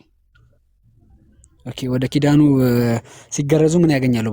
በብሉይ ኪዳን ጥቅስ አሳየኝ ስትጠይቅ ለምንድን ነው ጥያቄ የምትጠይቀው? ጥቅስ አሳየኝ ነው ለተናገርከው ጥቅስ አሳየኝ። ኦኬ በብሉይ ኪዳን በ8ኛው ቀን ይገረዛሉ። ምንድን ነው ጥቅማቸው? ነው ያልኩህ። አሁን ይኸውልህ በስንት ቀን ይገረዛሉ ሳይሆን ሲገረዙ ወደ ኪዳኑ ይጨምራሉ ላልከው ጥቅስ አሳየኝ ያልኩህ እኮ። ሲገረዙ ምን አይነት ጥቅም ያገኛሉ በ8 ቀናቸው? ማስረጃ እስቲ ለተናገርከው ወዳጅ ለምን ጠይቃለህ? ማስረጃ ከሌለክ እኔን ደግሞ ትጠይቀኛለህ። ካልሆነ ግን ማስረጃ አስተኛ አንተ። አይ ኖ ስፔሲፊክ ቦታውን አሁን እንትን አላልኩም፣ አላስኩትም ቦታውን። በቃ ታዲያ ይዘህ ስትመጣ ያው ትወያያለህ። ካልሆነ ምንድነው አንተ አይምሮ ውስጥ ያለውን ነገር ነው እየነገርከን ያለው። እኛ ያንተ እምነት ወይ ደግሞ ንግግር መጽሐፍ ቅዱሳዊ ነው የሚለውን ካላየን ትርጉም አልባ ነው። ያንተ የአይምሮ ውጤት ነው እየሰማን ያለ ነው። ይዘህ ስትመጣ እንቀጥላለን ማለት ነው። ቅድም ግን አንድ ጥያቄ ወደ እኔ ጥያቄ ልግባ። ቅድም አንድ ጥያቄ ኤርሚን ጠይቀኸው ቆንጆ አድርጎ መልሶልሃል። ግን እንደው በተደጋጋሚ ክሳችም ጥቅስ ምናምን ስትሉ ስለነበር አንድ ጥቅስ ላንብብልህ። ልትሰጠኝ ነው ጥቅስ? እሺ ደስ ይለኛል። ኤርሚ ያልሰጠኝን ጥቅስ ልትሰጠኝ ነው? እሺ ቆንጆ መልስ እኮ ነው የመለሰው። በጣም ቆንጆ መልስ። እኛ ልጠቅስልኝ? እሺ ጥቀስልኝ። እንዴ ሚውት አድርግና ስማ እንጂ ምን ነው? እሺ በሐዋርያት ሥራ መጽሐፍ ምዕራፍ 8 ላይ የኢትዮጵያው ጃንደረባን ታሪክ እናውቃለን እና ኢትዮጵያዊ ጃንደረባ እንዲህ ብሎ ይጠይቀዋል። ተመልከቱ ምዕራፍ 8 ቁጥር 36 በመንገድም ሲሄዱ ወደ ውሃ ደረሱ ይላል። ከዛስ ጃንደረባውም እነሆ ውሃ እንዳልጠመቅ የሚከለክለኝ ምንድነው አለው። ጥምቀትን እንዳልጠመቅ የሚከለክለኝ ምንድነው ብሎ ኢትዮጵያዊ ጃንደረባ ፊልጶስን ጠየቀው። ፊልጶስም በፍጹም ልብ ብታምን ተፈቅዶልሃል አለው። ውሃን እንዳይጠመቅ አንድ ሰው የሚከለክለው ምንድነው ማለት ነው? አለማመኑ ነው። ያላመነ ሰው ያመነ ነው ውሃን እንዲጠመቅ የሚፈቀድለት። እንዳይፈቀድ ውሃን እንዳልጠመቅ የሚከለክለኝ ምንድነው ብሎ ሲጠይቀው ከእምነት ጋር ፊልጶስ ሲመልስለት እናያለን። አለማመኑ ምን አድርጎታል?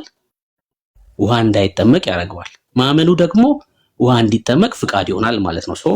የ40 እና የ80 ቀን ህፃናቶች ወስደው እናቶቻችሁ ክትባት ነው ማስከተብ ያለባችሁ እንጂ ውሃ ውስጥ መንከር አይደለም። መጽሐፍ ቅዱሳዊ ስላልሆነ ነው ማንቀበለው። ኦኬ እሺ መልሰልኛል ጥቅስ። አሪፍ። አሁን እንትን ልበላ ላውራ? እሺ መለስክልኝ። ኦኬ አሁን የመለስክልኝ ጃንደረባው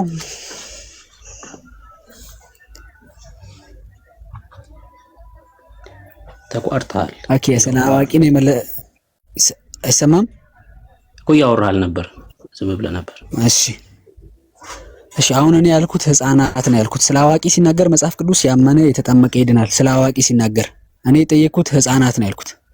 ህፃናት እንዳይጠመቁ እዚህ ክፍል ላይ ሰው ውሃን እንዳይጠመቅ አንዴ ስማ፣ ሰው ውሃን እንዳይጠመቅ የሚከለክለው ምንድነው ብሎ ሲጠይቀው አለማመኑ ነው ብሏል። ህፃናት ደግሞ ማመን አይችሉም።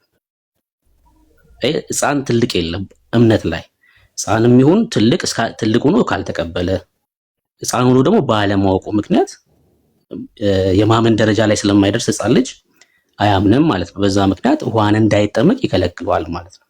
ቃሉ በጣም ግልጽ ነው። እሺ አሁን እዛ ክፍል ስለሚናገረው ስለ አዋቂ ነው ስለ ሕፃን? እሺ ሌላ ጥያቄ ካለ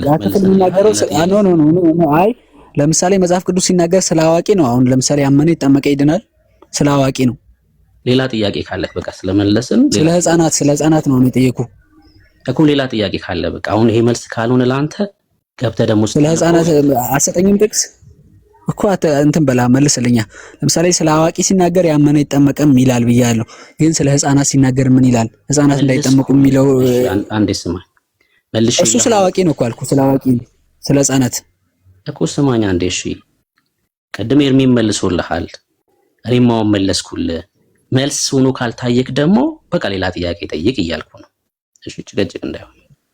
አይ ቆይ አንድ ምናልባት ሳልጠይቅ ወረድኩ እንዳይል ቀጣይ ሌላ ጥያቄ ካለ ጠይቅ እያልኩ ነው። እሺ ያልተመለሰም ሌላ ልጠይቅ ጠይቅ እያልኩ ሌላ ልጠይቅ ትላለህ። ጠይቅ። እሺ ድነት ቅጽበታዊ ነው ብለህ የምታምነው? ድነት ቅጽበታዊ እንደሆነ መጽሐፍ ቅዱስ ይናገራል። በታምናለህ? ምን ማለት ነው ቅጽበታዊ ማለት? በቃ ቅጽበታዊ ምን ማለት ነው? ቅጽበታዊ አማርኛ ነው እኮ። ምን ማለት ነው? በቃ አንዴ እምነት ሰው አንዴ አምኖ በቃ አለቀ። እምነት ብቻ ማለት ነው። አንዴ አምኖ በቃ ምንም አይጠበቅበትም። ክርስቲያናዊ ስራ ፕላስ ጥምቀት ኦሬዲ ወዘተ እኮ። ቅጽበታዊ ስትል ሳይጠመቅ ይድናል እያልከኝ ነው? ከመጠመቁ በፊት ነው ወይ የሚድነው እያልከኝ ነው? በቃ እንደዛ በለው። እሺ ቅጽበታዊ ሲል እንግዲህ ሰው ሳይጠመቅ ይድናል ወይ የሚል ጥያቄ ነው የጠየቀን። በዛ ተረድቼው ለመልስለት አዎ ሰው ሳይጠመቅ ነው የሚድነው። መጽሐፍ ቅዱሳዊ ማስረጃ። ቅዱስ ጴጥሮስ ወደ ቆርኔሎስ ቤት ገባና ስለ ክርስቶስ ኢየሱስ ማንነት ለቆርኔሎስ ቤተሰብ ሲሰብክ እንመለከታለን። ከቁጥር 40 ጀምሮ ላንብበው። እርሱን እግዚአብሔር በሶስተኛው ቀን አስነሳው፣ ይገለጥ ዘንድ ሰጠው። ይኸውም ለሕዝብ ሁሉ አይደለም፣ ነገር ግን በእግዚአብሔር አስቀድመው የተመረጡ ምስክሮች ለሆነ ለእኛ እንጂ። ከሙታን ከተነሳ በኋላ ከእርሱ ጋር የበላን የጠጣን እኛ ነን። ለሕዝብም እንድንሰብክና በሕያውና በሙታን ሊፈርድ በእግዚአብሔር የተወሰነ እርሱ እንደሆነ እንመሰክር ዘንድ አዘዘን። በእርሱ የሚያምን ሁሉ በጌታ በክርስቶስ ኢየሱስ በስሙ በጌታ ስም በኢየሱስ ስም የኃጢአቱን ስርየት እንዲቀበል ነቢያት ሁሉ ይመሰክሩለታል። ጴጥሮስ ይህን ተናገረ። ጴጥሮስ ይህን ነገር ገና ሲናገር ቃሉን በሰሙት ሁሉ ላይ መንፈስ ቅዱስ ወረደ። ክብር ለኢየሱስ ይሁን። ከጴጥሮስም ጋር የመጡት ሁሉ ከተገረዙት ወገን የሆኑ ምዕመናን በአሕዛብ ላይ ደግሞ የመንፈስ ቅዱስ ስጦታ ስለፈሰሰ ተገረሙ። በልሳኖች ሲናገሩ እግዚአብሔርንም ሲያከብሩ ሰምቷቸዋልና። በዚያን ጊዜ ጴጥሮስ መልሶ እነዚህ እንደኛ እንደነ ጴጥሮስ መንፈስ ቅዱስን የተቀበሉ እንዳይጠመቁ ውሃን ሊከለክላቸው ዘንድ የሚችል ማን ነው አለ። ቃሉ ሲነገር ቃሉን የተቀበሉ ሁሉ መንፈስ ቅዱስ ወረደባቸው፣ በአዲስ ቋንቋ ተናገሩ። ጴጥሮስ ከዛ ምን አለ? እንደኛ ሐዋርያት ሥራ መጽሐፍ ምዕራፍ 2 ላይ የእግዚአብሔርን መንፈስ የተቀበሉ ውሃን እንዳይጠመቁ ምን ይከለክላቸዋል? ምንም፣ በኢየሱስ ክርስቶስም ተጠመቁ ይላል። ሰው ሲያምን ይድናል ማለት ነው ከመጠመቁ በፊት። ሲያምን ብቻ የሚለውን እስቲ ያሳይ። ይኸው ሲያምኑ ከመጠመቃቸው በፊት ድነው አሳየው እኮ ወዳጅ። ምን ሆነ እኮ በእምነት ይዳናል በትክክል እኔም ይሄን አምናለሁ፣ ግን ሲያምን ብቻ የሚለውን አሳይ እኮ። ሲያምኑ ብቻ ነው የዳኑት እያሳየው አይደል እንደ ወዳጅ። ከመጠመቃቸው በፊት መንፈስ ቅዱስ ተቀበሉ አይደል? ሲያምኑ ብቻ የሚለውን አሳይ እስቲ። አሁን ይሄ የልጅ ውይይት ነው አይደል? የልጅ ውይይት ነው። የጠየቅኩ ያለውን ጥያቄ ስማኝ። እነዚህ ሰዎች የእግዚአብሔርን ቃል የተሰበከውን ቃል ሲቀበሉ መንፈስ ቅዱስን ተቀብለዋል ወይስ አልተቀበሉም ነው ጥያቄ።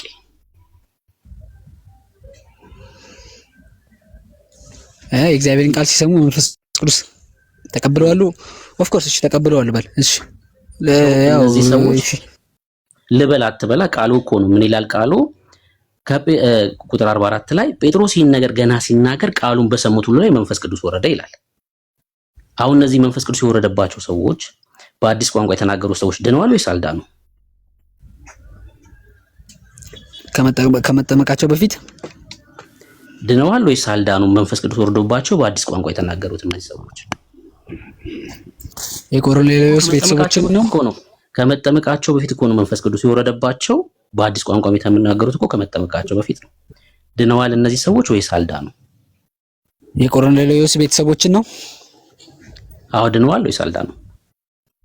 ኦኬ አይ ሳይጠመቁ መንፈስ ቅዱስ የወረደባቸው እንትን አለ። ለምሳሌ አህዛብ ናቸው። አይሁድ አህዛብ ላይ መንፈስ ቅዱስ አይወርድም ምናምን የሚባል ትምህርት አላቸው። ከዛ አንፃር እንትን ይላል። ድነዋል ወይስ አልዳኑ ነው ወዳጄ ጥያቄ። ወይ ድነዋል ወይ አልዳኑም በላይ። እነዚህ መንፈስ ቅዱስ የወረደባቸው ሰዎች እና በአዲስ ቋንቋ የተናገሩ ሰዎች ድነዋል ወይስ አልዳኑ? እሱ ነው ጥያቄ።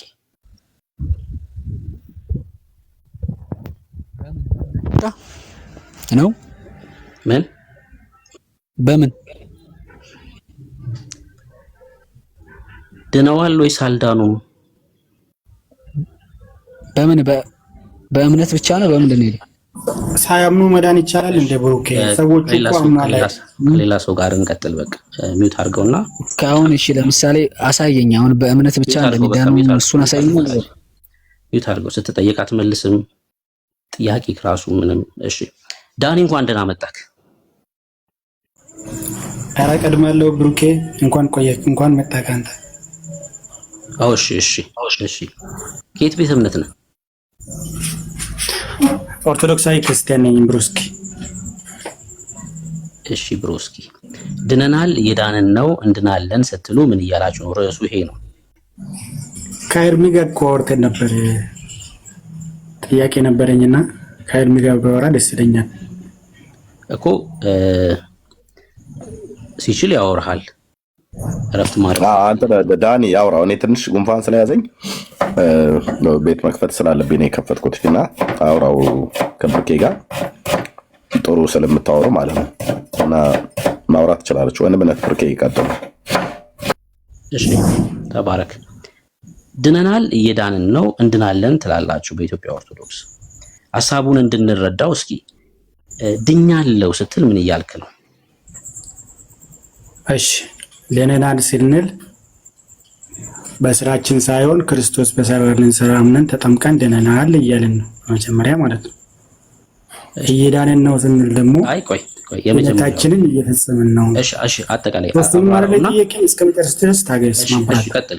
አጠቃላይ ልስማና ከዛ እናወራለን። ቀጥል። እሺ እየዳንን ነው ስንል ድነታችንን እየፈጸምን ነው። ሐዋርያው ቅዱስ ጳውሎስ ወደ ፊልጵስዩስ ሰዎች ምዕራፍ 2 ከቁጥር 12 ላይ በመፍራትና በመንቀጥቀጥ የየራሳችሁን መዳን ፈጽሙ ብሎ ይናገራልና ዲናው በጌታ በኢየሱስ ክርስቶስ አምነው ላሉ ክርስቲያኖች እንደዛ ብሎ እናያለን። ያንን ደግሞ እኛ ክርስቲያኖች እየዳንን ነው እንላለን፣ ድነታችንን እየፈጸምን ነው እያልን ነው። ሌላ ደግሞ እስከ መጨረሻ የሚጸና እርሱ ይድናል ይላል በማቴዎስ 24 ላይ። እስከ መጨረሻ መጽናት እንደሚያስፈልግ የሰው ልጅ ለመዳን መጽሐፍ ቅዱስ ይናገራልና እንግዲህ ቤተክርስቲያን መጽሐፍ ቅዱሳዊት ናት። ይሄንን በስርዓት ታስተምረናለች። እሺ ሰምቻለሁ። ያው ልጠይቅ ማለት ነው አይደል? አሁን ይቻላል ብሩኬ። የመጀመሪያውን ድገምልኝ። ድኛለሁ ስትል ምን እያልክ ነው? እሱን መጀመሪያ ሰው አምኖ ሲጠመቅ ይድናል። ድነናል ብለን ነው የምንጀምረው እኛ ክርስቲያኖች ማለት ነው። አምኖ ሰው ሲጠመቅ ይድናል። ከምንድን ነው አምነ ስትጠመቅ ይዳንከው? ከዘላለም ሞት ወደ ዘላለም ሕይወት መጣን ማለት ነው። በግንዱ በኢየሱስ ክርስቶስ ሆነን። መልካም። አምነ ስትጠመቅ ከዘላለም ሞት ወደ ሕይወት መጣል። ያ ማለት ከመጠመቅ በፊት ከ39ኛው ቀን በፊት በሞት ውስጥ ነበርክ ማለት ነው አይደል? ስለምን 39ኛው ቀን ነው የምታወራው? ከመጠመቅ በፊት ስላለው ጊዜ ነው የማወራው። ከመጠመቅ በፊት ያ ኦርቶዶክሳዊ ስለሆንክ ያው በዛን ሰዓት ነው የተጠመቀው ብዬ ስለገመትኩ ነው። ካልሆነ ደግሞ ችግር የለውም እንቀይረዋለን። እሺ እኔ ግን በሕፃንነት አይደለም የተጠመቅኩት። ችግር የለውም። በዛ ላይ የምናወራ ካልክ እንቀጥል። ችግር የለውም። በህፃንነት ካልተጠመቅ እሺ። ከሌላ ቤተ እምነት ነው ወደ ኦርቶዶክስ ሄድከው ማለት ነው አይደል? አይደለም። እሺ ምን ነበር ታዲያ? አወዝናን ቢሊቨር ብራር ማለት እንዴ አላማኝ ሆነ እንዴት ልትኖር ትችላለህ? ቤተሰቦች አላማኝ ናቸው? በቃ አላምንም ነበር። ትቀልዳለህ እንዴ? ምን አልክ? ምንም እምነት አልነበረኝም። አይ ድምጽ ጠፋ። አይሰማም? አዎ ጠፋ እኮ አንዴ። አሁንም አይሰማም? አሁን ትሰማለህ። ቤተሰቦችህም አላማኝ ነበሩ ወይ ነው ጥያቄ። ስለ ራሴ ነው እያወራ ያለሁት ብሩኬ እኮ። ቤተሰቦች አላማኝ ስለሆኑ ነው ወይ አንተ አላማኝ ሆንከው? ምክንያቱም ውሸት ስለሆነ ነው። ምክንያቱም አንድ ሰው አላማኝ ሊሆን የሚችለው አድጎ የሆነ ነገር መረዳት። ስለ ህፃናት ጥምቀትም ማውራት ከፈለክ ያው አወራለሁ ብያለሁ እኮ። አንድ ሰው አላማኝ የሚሆነው ካደገ በኋላ የሆነ ነገር መረዳት ላይ ሲደርስ ነው። ወይ አምላክ የለም ብሎ ያምናል ምናምን ሰው መረዳቱ ላይ ሲደርስ አላማኝ ይሆናል ማለት ነው። ከልጅነቱ አላማኝ የሆነ ሰው አንድም ሰው የለም። ምክንያቱም በቤተሰቡ እምነት ውስጥ ስለሚያልፍ ማለት ነው። በቤተሰብ እምነት ውስጥ ስለሚያልፍ። እሺ ያንተ ችግር የህፃናት ጥምቀት ከሆነ እሺ እናውራ መብራት። እኔ እሱ አይደለም ጉዳይ እሱ ሳይሆን አይ ጉዳይ እሱ ስለሆነ እናውራ፣ ችግር የለውም። እሺ ጥያቄክ ምንድነው? ከመቼ ጀምሮ ነው አላማኝ የነበርከው? እሱ ምንም አይጠቅምም። የህፃናት ጥምቀት ነው ያንተ ችግር። እኔ ጠየቅኩህ ነው መመለስ ያለብህ። ካልሆነ ለውይይት ዝግጁ አይደለም። አረለኝ ከእድሜ ጋር ተስማምተን እኮ ነበር። አንተ አሁን መተን ከመቼ ጀምሮ ነው አላማኝ የሆንከው? ጥያቄ ይሄ ነው። እሺ ከመጀመሪያ ጀምሮ እስከምትጠመቅ ድረስ ስትወለድ ጀምሮ አላማኝ ነበርክ? ያ እውቀቱ ነበረው ማለት ነው። ይሄ ልጅ ከእናቱ ወድ ሲወጣ ጀምሮ አምላክ የለም ብሎ እንዲያምን ያደረገው እውቀት ነበረው ማለት ነው። በቃ ችግር የለውም። አላማኝ ነበረ። የሆነ ሰዓት ላይ ኦርቶዶክስ ተስማምቻለሁ። ኦርቶዶክስ ሆነ ከመጠመቅ በፊት ሙት ነበርክ ማለት ነው አይደል? ያ በክርስቶስ አይደለሁም። እንግዲህ በክርስቶስ ሰው ሳይሆን መዳን አይችልም። ይሄ የቤተ ክርስቲያናችን አስተምሮ ነው። ያ መልካም ሰው አምነህ ስትጠመቅ ወደ ዘላለም ሕይወት መጥቻለሁ አልከኝ። ይሄን ጨርሰናል። ያ በግንዱ ላይ ሆኛለሁ በጌታ በኢየሱስ ክርስቶስ ሆንኩ። እሺ ይሄን ጨርሰናል። ድኛለሁ ስትል ምንክ ኔዳ ነው? አሁን በደንብ ነው የምትመልሰው። እሺ ድኛለሁ ስትል ያንተ ምንክ ኔዳ ነው? ሙት የነበረው ወደ ዘላለም ሕይወት ሲመጣ ምንክ ድኖ ነው ወደ ዘላለም ሕይወት የመጣው? ምን ኔዳ ነው? ከኔ ምንክ የሚባል ነገር ምን አለ? እኔ ነኝ እንጂ የዳንኩት መብራ። ምንክ ኔዳ ነው። ሰው ማለት ስጋ፣ ነፍስ፣ መንፈስ ነው። ድኛለሁ ስትል ሁሉ ምን አይነት ነው መብራ? ሁሉ ነገር ይድነዋል። መልካም በደንብ ስሙ።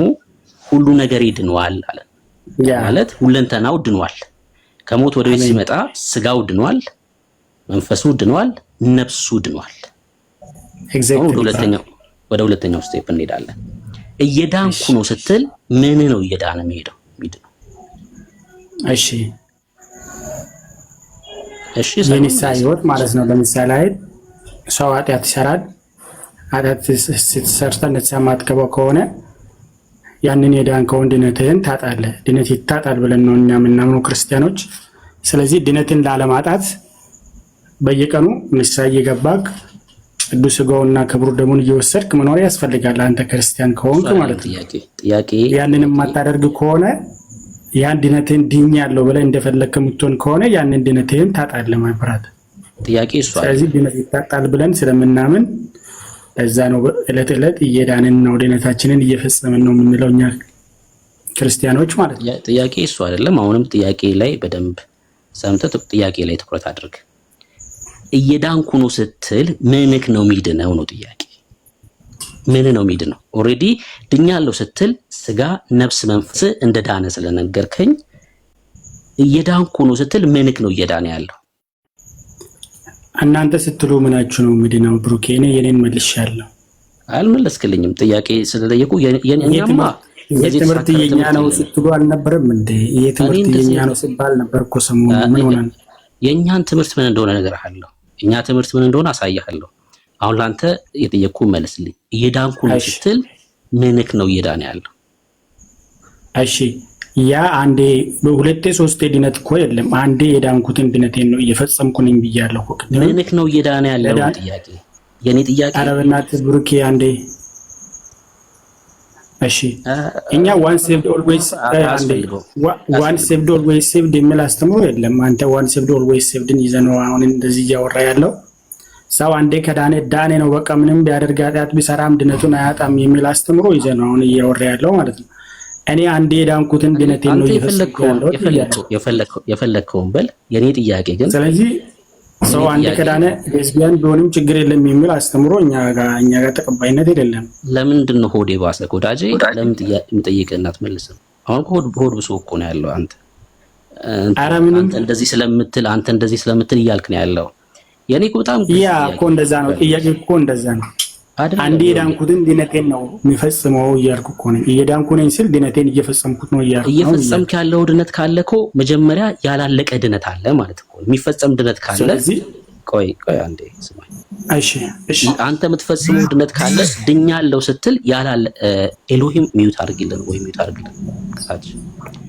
እየዳንኩ ነው ወይ እየፈጸምኩ ነው ስትል ድኛለሁ ባልከው ሰዓት ላይ ያልፈጸምከው ድነት አለ ማለት ነው።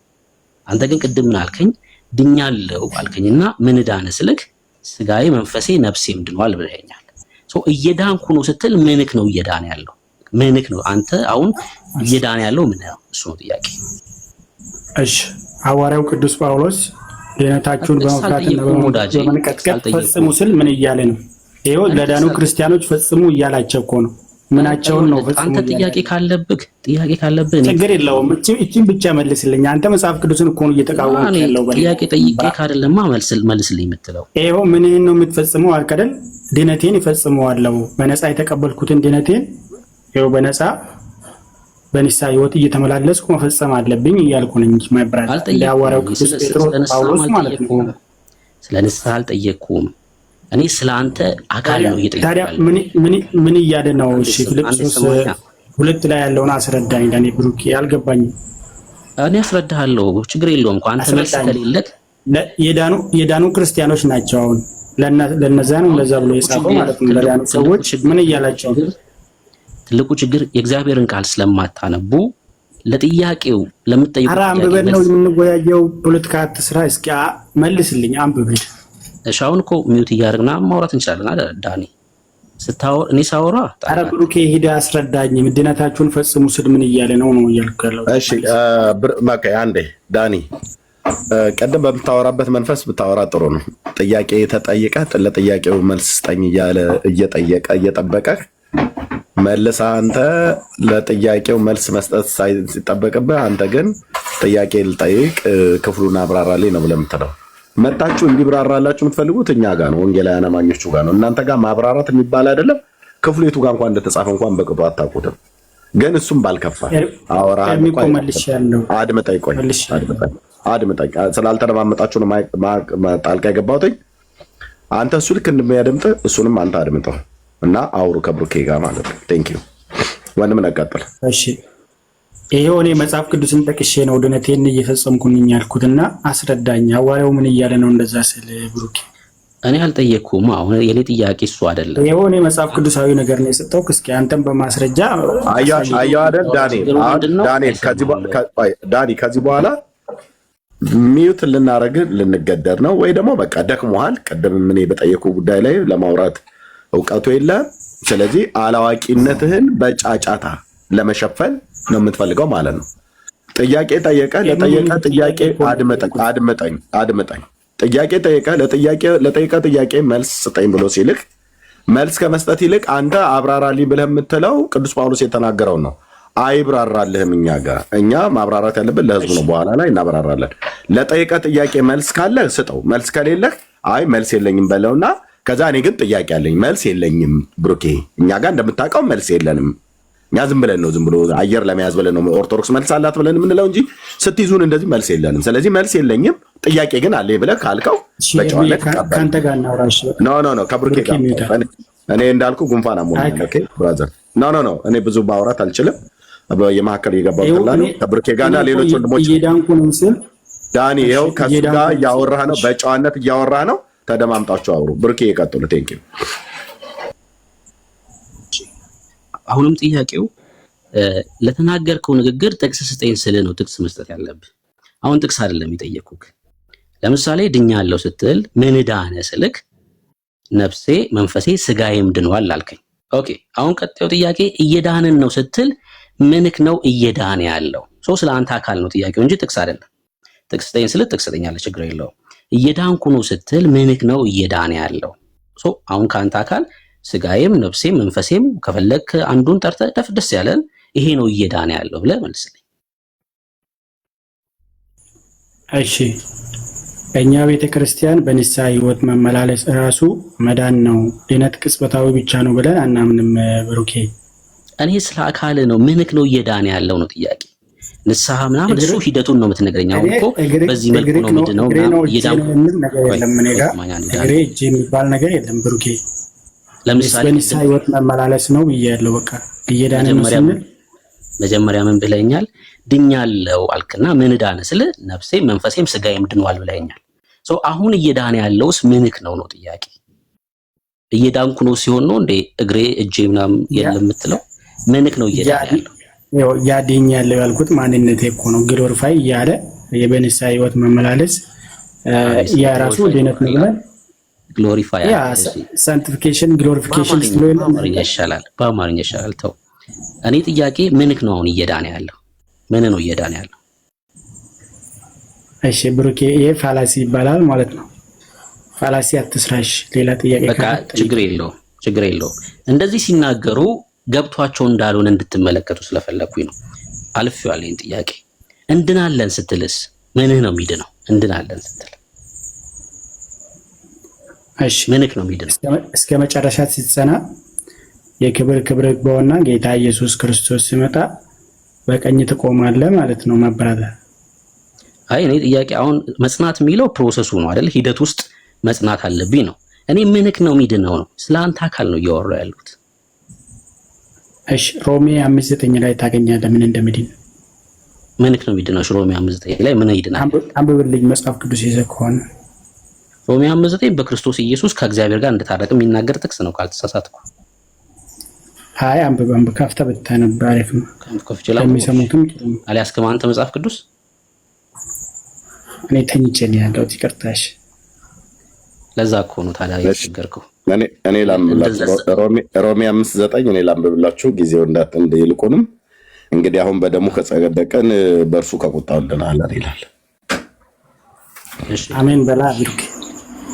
አሜን የሚደገም እኔ ጥያቄ ምንክ ነው የሚድነው? ምናለን ስትል ምን ነው የሚድነው ነው ወንድም ባለም ጥያቄ እኮ እያነበበ እኮ ነው ብሩኬ እኮ ያው ያነበበውማ ይልቁንስ እንግዲህ አሁን በደሙ ከጸደቅን በእርሱ ከቁጣው እንድናለን ይላል። በክርስቶስ ኢየሱስ ከቁጣው እንድናለን በጌታችን ኢየሱስ ክርስቶስ እንድናለን ማለት ነው። በደሙ ስለጸደቅን ከቁጣው ድነናል ማለት እኮ ነው። ሌላ ምንም ማለት አይደለም። የኔ ጥያቄ ግን ምንክ ነው የሚድነው ነው ጥያቄ። ያ ማንነት እኮ ነው። ሌላ ማንነት የለም እኮ ያ አንዱ ማንነት አልዳነም ነበር። መጀመሪያ ድኛለሁ ስትል ፕራንክ ነበር ማለት ነው። ድነት ፕሮሴስ ነው። ቅጽበታዊ ብቻ ነው ብለን አናምንም ብያለሁ እኮ። ኦኬ ድኛለሁ ስትል መጀመሪያ ያልዳነ አካል ነበረው ወይስ ደግሞ ሙሉ ለሙሉ አልዳንክም ነበር? በአንተ እጅ የሚያልቅ ድነት ነበረ? እሺ መጀመሪያ ድኛለሁ ስል በግንዱ በክርስቶስ ኢየሱስ ሆኛለሁ እያልኩ ነኝ። መብራት እሱ አይደለም ጥያቄ፣ ስለአንተ ነው። ምንክ ኔዳ ነው ጥያቄ፣ እሱ ነው ወንድም ማለት። እሺ አንዴ ልናገርና አንተ ትጠይቃለህ፣ ሰውም እንዲማር ማለት ነው። እንዳታብራራ ወንድምና እሺ እንዳታብራራ፣ እዚህ ቤት ማብራራት አይፈቀድልህም። ምክንያቱስ ይሄ አርእስት ይቀጥላል። ፕሮቴስታንቶች ነገረ ድነት ትምህርት ላይ ገለባ ናቸው፣ ፍሩሽካ ናቸው፣ መቆም አይችሉም እኛ ፊት ብለዋል። ኦኬ በዚህ ድነናል፣ እየዳንን ነው፣ እንድናለን ብላችሁ ስትሉ ምን እያላችሁ ነው ብለን እየጠየቅናቸው። ቆይ ዳኒ ቆይ ነው ምን እያላችሁ ነው ብለን እየጠየቅናቸው ነው። አንደኛ ጥቅሱን አያውቁም፣ ቢያውቁትም መጽሐፍ ቅዱስ አያዙም። መተው አንብቡልን የሚሉን እኛን ነው፣ አብራሩ ብለው የሚሉን እኛን ነው። አንብበንም ስናብራራ የመናፍቃን አተያይ ነው፣ በኦርቶዶክስ መነጽር አላያችሁትም ብለው ይሉናል። እነሱ ግን የኦርቶዶክስ መነጽር ያላቸው መልስ ያላቸው መልስ አለን ብለው የሚሉት ሲመጡ ይዝለለን ይላሉ። ሁሉም ሲዘሉ ነው ሚዩት አድርግ። እኔ ወንጌል ሰባኪ እንጂ ፖለቲከኛ አይደለም ብራዘር። እዚሁ ቁጭ ብለህ ራሴ የተናገርከውን ነው እየሰማ ያለሁት። ማይኩን ሚዩት አድርገው። አንተ ብቻ አይደለም ሌሎችም ኦርቶዶክሳውያን ስላሉ ሚዩት አድርገውና ስለዚህ ብሩኬ ነው ያልኩት። ብሩኬ አንድም የመጽሐፍ ቅዱስ ክፍል እንዳታብራራ ኦኬ። ኦርቶዶክስ መልስ አላት እያሉ በየቦታው መጮህ እሱ አሁን እየታየ ነው ማለት ነው። ስለዚህ እኛ አሁን ተነስተው ፕሮቴስታንት መልስ አላት ብለን በየቦታው እየደነፋን እዚህ ስንጠየቅ መልስ ከሌለን ማፈሪያነት የኛ ነው ማለት ነው። አሁን ማን ነው እየተጠየቀ ማን ነው መልስ የማይሰጠው? ይኸው እያያችሁ ነው። ምኑ እንደዳነ እንኳን አያውቅም። ተገረዝን ይላሉ። ምናችሁን የተገረዘው ብለን ስንላቸው አያውቁም። ቀደም የገባውም ወንድም ምንን የተገረዘው አልኩት። በክርስቶስ በእጅ ባልተደረገ ኦኬ። ዳኒ በቃ እታችሁ ረዶ እንደማለ እኔ እንደዚህ አይነት ጫጫታ አልፈልግም። ቴንክ ዩ እንዴ አንተን 3-4 ማይክ አጥፋ አላለሁ እንዴ እያቋረጥከኝ። ኦኬ እታችሁ ረዶ በቃ። ስለዚህ በቃ ባዶ መሆንህን አይተዋል ማለት ነው። ስለዚህ ምን ተገርዘናል፣ በጥምቀት ተገርዘናል። ምናችሁን የተገረዘው አያውቀውም። ቅድም የገባውም ሰውዬ ማለት ነው። ምንን ሄዳ ነው አያውቀውም። ግን ድኛለሁ፣ እንድናለን። ከዳንም በኋላ ትድናለች። ከዳነች ደግሞ አጠቃላይ ደግሞ እንድናለን። ምንህ ነው የሚድነው? ምንህን ሄዳ ነው? ምንህ ነው እየዳነ የሚሄደው? ምንህ ነው መጨረሻስ የሚድነው? ጥያቄ አለ። መልስ ግን የብላይ ዜሮ ማለት ነው።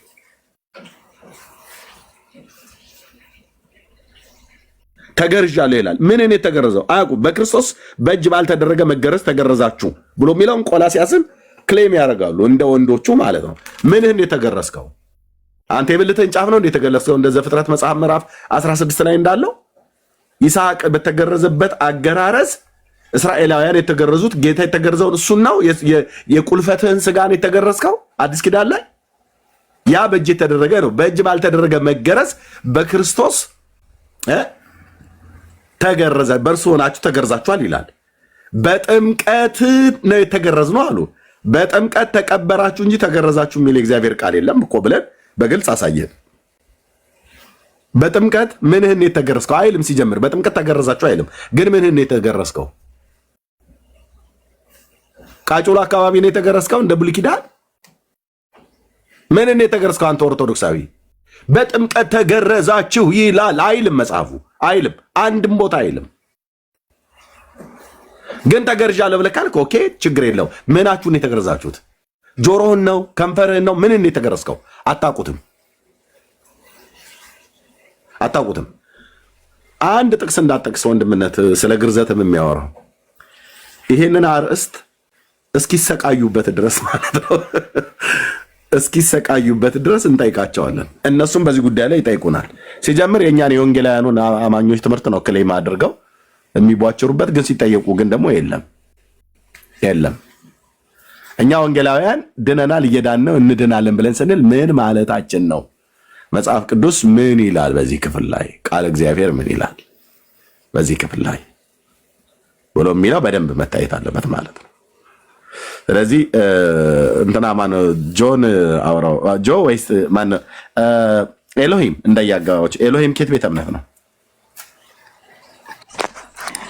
እሺ ሰላም ናችሁ ቅዱሳን? እኔ የወንጌል አማኝ ነኝ። ቴንክ ዩ ታችን በቃ ለኦርቶዶክሳውያን ወገኖች ነው ቦታ የምንፈልገው። ጸጋ ይብዛላችሁ። ቴንክ ዩ። እሺ ጆ እንኳን ደህና መጣ። ሰላም ይርጉ። እንዴት ናችሁ? ደህና ነን። እህትየው አለሽ መሲ? ወንድምነት እሺ አውሪው ጆን በአርእስቱ ላይ ማለት ነው። ሶሪ ገኒ ቢኒያ እና ቤካ ወንድምነት ተሰጣቸዋል። እሺ ጆስ ሰዎች ዝም ብላችሁ አታስገቡ ወገኖች፣ ሰዎች ዝም ብላችሁ አታስገቡ። እዚህ ቤት ላይ ይቅርታ አድርጉልኝ፣ እችን ማስታወቂያ ልናገር እህትዬ። ሶሪ እዚህ ቤት ላይ ሞዴሬተሮች የሆናችሁ ወንድሞችና እህቶች በተለይ በጌታንን ብለው የሚሉ ደግሞም የሆኑ ከዚህ በፊት እኔም ማላቃቸው ኦኬ በደንብ ማላቃቸው ለምሳሌ አሁን እንደ መሲ እንደ ብሩኬ እንደ ቤካ እንደ ቢኒ ወንድምነት እንደ ገኒ እንደዚህ የማላቃቸው ሰዎች ካልሆኑ በስተቀር እንዳታስገቡ እሺ ፕሊዝ። ካልሆነ ለተወሰኑ ሰዎች ብቻ ነው የገስት አክሰስ ልሰጥ የምችለው። እንዳታስገቡ እሺ። በተለይ በጌታ ነን ብለው የሚሉ ሰዎች ምክንያቱም ተጠግተውኝ እኔኑ መውጊያ ነው እየሆኑ ያሉት። ባላጠፋው ጥፋት እየተጎነፉ ይሄዳሉ፣ ያቆርፋሉ፣ በዛ ይላሉ፣ በዚህ ይላሉ፣ ኑ ታረቁ ነው እንትን ምናምን ነገር አልፈልግም ወገኖች። ስለዚህ ማንንም ሰው እንዳታስገቡ ወንድሞች። በቃ ለእንግዶች ኦርቶዶክሳውያን እና የማውቃቸው ሰዎች ቢኒያም እዚህ ስለማውቀው ቢያጠፋ እናገረዋለሁ፣ ቤካ ስለማውቀው ቢያጠፋ እናገረዋለሁ። አይ ቲንክ ገኒም የተወሰነ አውቃታለሁ ግን ብዙ ባናወራም ማለት ነው። ቤካ እንደዚህ እህትየው ቢሆን ኦኬ እንነጋገራለን ማለት ነው። እኔ ሰልችቶኛል። ፕሊስ በተለይ በጌታ ነን እያሉ ማለት ነው እየመጡ እየጎዱኝ ነው እንጂ የሚሄዱት እኔ በጠቀምኳቸው እነሱ እየጎዱኝ እንጂ የሚሄዱት እኔ ምንም ስጠቀም አላይ እና ቴንኪው ተባረኩ። እህትየው ቀጥይ፣ ጸጋ ይብዛላችሁ። ቴንኪው ጆ፣ እንኳን ደህና መጣ። ቀጥሉ። እሺ ሰላም ጆ፣ ይሰማል?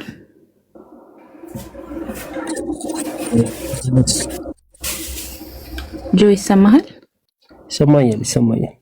እሺ ከየት ቤተ እምነት? የኦርቶዶክስ ተዋህዶ። እሺ ኦርቶዶክስ ተዋህዶ። ርዕሱን አይተከዋል? አዎ ድነናል፣ እየዳን ነው፣ እንድናለን ስትሉ ምን እያላችሁ ነው ይላል። ያ ጥያቄው እሱ ነው። በኦርቶዶክስ አስተምሮ መሰረት ምን እያላችሁ ነው? ኦኬ ድነናል ስንል እንግዲህ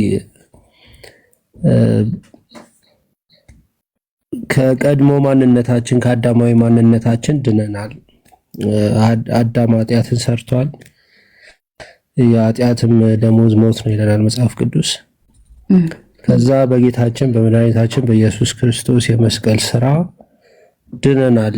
ያ የቀድሞ ማንነታችን በኃጢአት ምክንያት የመጣብን የዕዳ ፍርድ ተቀረፈልን፣ ከሱ ድነናል ነው።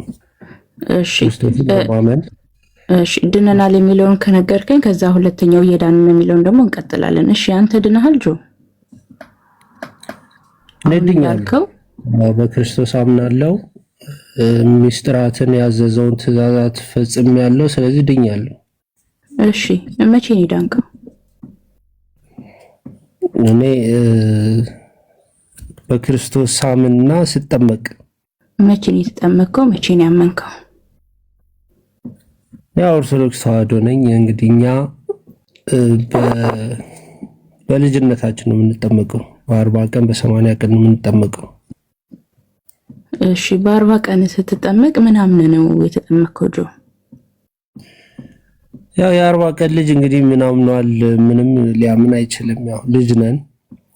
ግን የክርስቲያን ቤተሰብ የክርስቲያን ልጅ ክርስቲያን ነው ብለን እናምናለን እኛ። ስለዚህ አሁን አንተ በተናገርከው መሰረት ድነናል የሚለው አንተን አይወክልም ማለት ነው አይደል?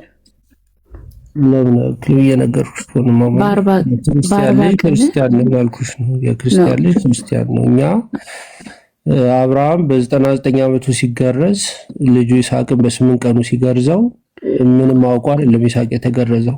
ቆይ ስለ ግርዛቱ በኋላ እናወራለን። እየጠየቅኩ ያለው አሁን ስላንተ ነውና እኛ ኦርቶዶክሳውያንና ብራዘር አንዴ እንደማመጥ። አሁን አንተ ድኛለው ብለህ ነው የምታምነውና ምንድነው አምነህ ሄዳንከው? ምንድነው የሰማኸው? በጥምቀትና በእምነት ነው ብለሃል። መቼ ተጠመቅክ? ስለ በ40 ቀን አይደለ? በ40 ቀን ደግሞ ምን ሰምተህ ነው የተጠመቅከው እያልኩ ነው። ምን ሰምተህ ምን አውቀህ የተጠመቅከው? ወልሱን ልመልስልሽ ሞከርኩት እኮ እሱን ነው። እሺ ከነ ማስረጃ መልስልኝ፣ ደግሞ የበለጠ እንግባባለን። እሺ ይቀጥል። እሺ እንግዲህ መጽሐፍ ቅዱስ የሚለን ሰው ከውሃና ከመንፈስ ካልተወለደ መንግስተ ሰማያት ሊወርስ አይችልም ይለናል። ሰው ማለት ሁሉንም ያካትታል። ሕፃን ልጅ ሰው ነው፣ ትልቅ ሰው ነው፣ አዛውንት ሰው ነው፣ ዛሬ መጣ ክርስቲያን ሰው ነው።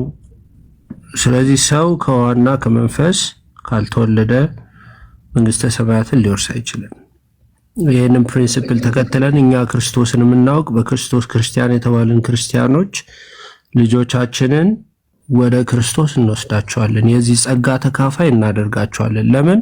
ሕፃናት ወደ እኔ ይመጡ ዘንድ አትከልክሏቸው ስለሚል ቃሉ። እሺ እንዳላቋርጥ ህጻናት አይጠየቅሽኝ ልመልስ ብዬ ነው። እሺ አውሪ። አይ እንዳላቋርጥ ብዬ ነው እስካሁን ዝም ያልኩህና እየጠየቅኩ ጥያቄ ግልጽ ነው አይደለ? ስላንተ ነው እያወራሁት ያለሁት። በ40 ቀንህ አንተ ምን ሰምተህ ነው የዳንከው? ምን አምነህ ነው የዳንከው ብዬ ነው የጠየቅኩ። በ40 ቀኑ ተጠምቆ የዳነ ህፃን ልጅ መጽሐፍ ቅዱስ ላይ ካለ ከነ ማስረጃው በሰጠኝ አሪፍ ነው። ህፃናት ወደ እኔ ይመጡ ዘንድ አትከልክሏቸው የሚለውን እኛ እሱን አይደለም የጠየቅኩ። አንተ ምን አምነህ ነው የዳንከው? መጽሐፍ ቅዱስ ላይ እንግዲህ አሉ። ቆርኔሌዎስ ለምሳሌ ከነ ቤተሰቦቹ ተጠመቀ ይላል። ስፔሲፋይ አላደረገም። ትላልቆች ትናንሾች ብሎ ስፔሲፋይ አላደረገም። የወይን ቤቱ ጠባቂ ቅዱስ ጳውሎስ ሲያጠምቀው ከነ ቤተሰቡ ተጠመቀ ይላል። ስለዚህ እኛ ኦርቶዶክሳውያን ህፃናት ወደ እኔ ይመጡ ዘንድ አትከልክሏቸው በሚለው ፕሪንሲፕል እኛ ልጆቻችንን ወደ እግዚአብሔር ብንወስድ ለዚህ ጸጋ ተካፋዮች ብናደርግ ምንም ሀርም የለውም ብለን ነው የምናስበው። ከልጅነታቸው ጀምሮ ወንጌልን እየሰሙ በቤተክርስቲያን እየተመላለሱ እግዚአብሔርን እያወቁ ቢያድጉ ይሄ አላውድ ነው። ይሄ መጽሐፍ ቅዱስ የሚከለክለው አይደለም ብለን እናምናለን። በዚህ ፕሪንሲፕል የኔ ቤተሰቦች ክርስቲያኖች ስለሆኑ እኔን አጥምቀውኛል። ከልጅነቴ ጀምሮ ወንጌልን እየሰማሁ አድጌያለሁ። ስለዚህ አም ክርስቲያን ነው። the same question አንቺ ልጠይቅሽ እችላለሁ። ለምሳሌ አንድ ህፃን ልጅ በስንት ዓመት ነው ክርስቶስ የሚያስፈልገው? ሰማው ካለ አድምጠኝ። እኔ ታግሼ የምሰማው በነገራችን ላይ እንደዚህ ጭቅጭቅ እንዳይፈጠር ነው። እሺ ስለዚህ ሚዩት አድርገውና አንዴ ሚዩት አላረግህም። አንተ ራስህ ሚዩት አድርግና ስማኝ ጆ ፕሊስ። ጸዋት አርጃው እኮ በስርዓት እየመለስኩ ነው። እሺ መለስክልኝ አይደል? ይበቃል። ቴንክ ዩ በቃ አንቺን ሴም ኩዌስችን ልጠይቅሽ። አንድ ህፃን ልጅ በስንት ዓመቱ ነው ክርስቶስ ያስፈልጓል የሚባለው? በቃ እኔ ነኝ ሚዩት ያደረኩ። በቤተሰቦቹ አምኖ የዳነ ህፃን ልጅ አለ መጽሐፍ ቅዱስ ላይ? በቤተሰቦቹ ስላመኑለት ተጠምቆ የዳነ መጽሐፍ ቅዱስ ላይ ማስረጃ ትሰጠኛለህ? ቅድም በቤተሰቤ ስላልክ እሺ መጽሐፍ ቅዱስ ማስረጃ ስጠኝ። በቤተሰቦቹ አምነውለት የዳነ ህፃን ልጅ አለ መጽሐፍ ቅዱስ ላይ? እየሰማሽ እኮ አይደለም? ቅድም ጠቅሼልሽ ነበር። ጆ ፕሊስ መጽሐፍ ቅዱስ ማስረጃ ስጠኝ። ከነ ጥቅሱ ከነ ማስረጃው ስጠኝ እናነበዋለን። ታለ ጸብ አታርጊው እባክሽ። እኔ በጣም በትህትና እየመለስኩ ነው ጥያቄዎች። አንድ ጥያቄ መጠየቅም አልችልም ታስፋኝ፣ ግን እኔ ቅድም ሰጥቼሻለሁ ለዚህ መልስ። አልሰጠኸኝም። ቆርኔሌዎስ ከነ ቤተሰቦቹ ተጠመቀ ይላል። ከነ ቤተሰቦቹ ቦታውን ከፍተህ ታነብልኛለህ? እዛ ጋር እንደዛ ህፃናት በቤተሰቦቻቸው እምነት ይድናሉ የሚል ካገኘን እስቲ መጽሐፉን ክፈተውና እናንብበው። ገጽና ምዕራፉን ንገረኝ። ቆርኔሌዎስ ከነ ቤተሰቦቹ ተጠመቀ የሚለውን ቦታ ነው የፈለግሽው? የሐዋርያት ሥራ እኮ ክፈተውና አሳየኛ። የቱ ጋር ነው ያለው? ምዕራፍ 10 አንብብልኝ። መጽሐፍ ክፈትና አንብብልኝ።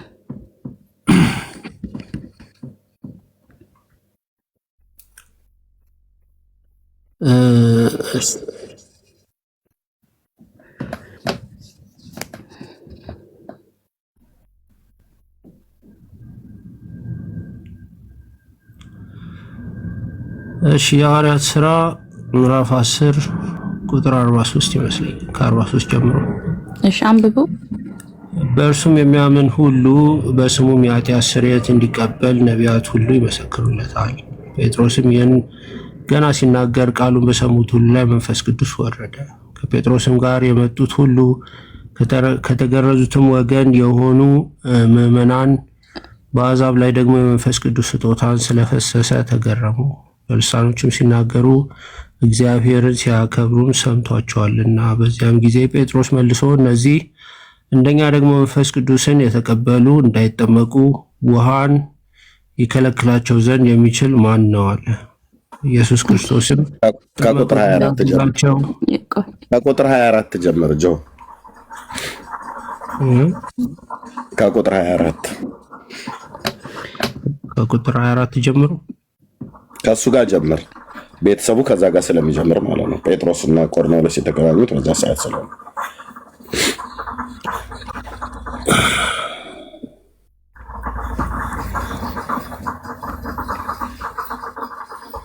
እሺ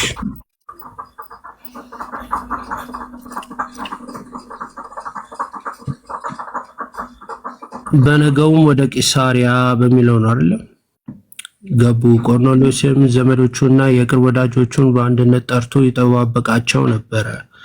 ጴጥሮስም በገባ ጊዜ ቆርኔሌዎስ ተገናኝቶት በእግሩ በታች ወደቀና ሰገደለት። ጴጥሮስ ግን ተነሳ፣ እኔ ራሴ ደግሞ ሰው ነኝ ብሎ አስነሳው።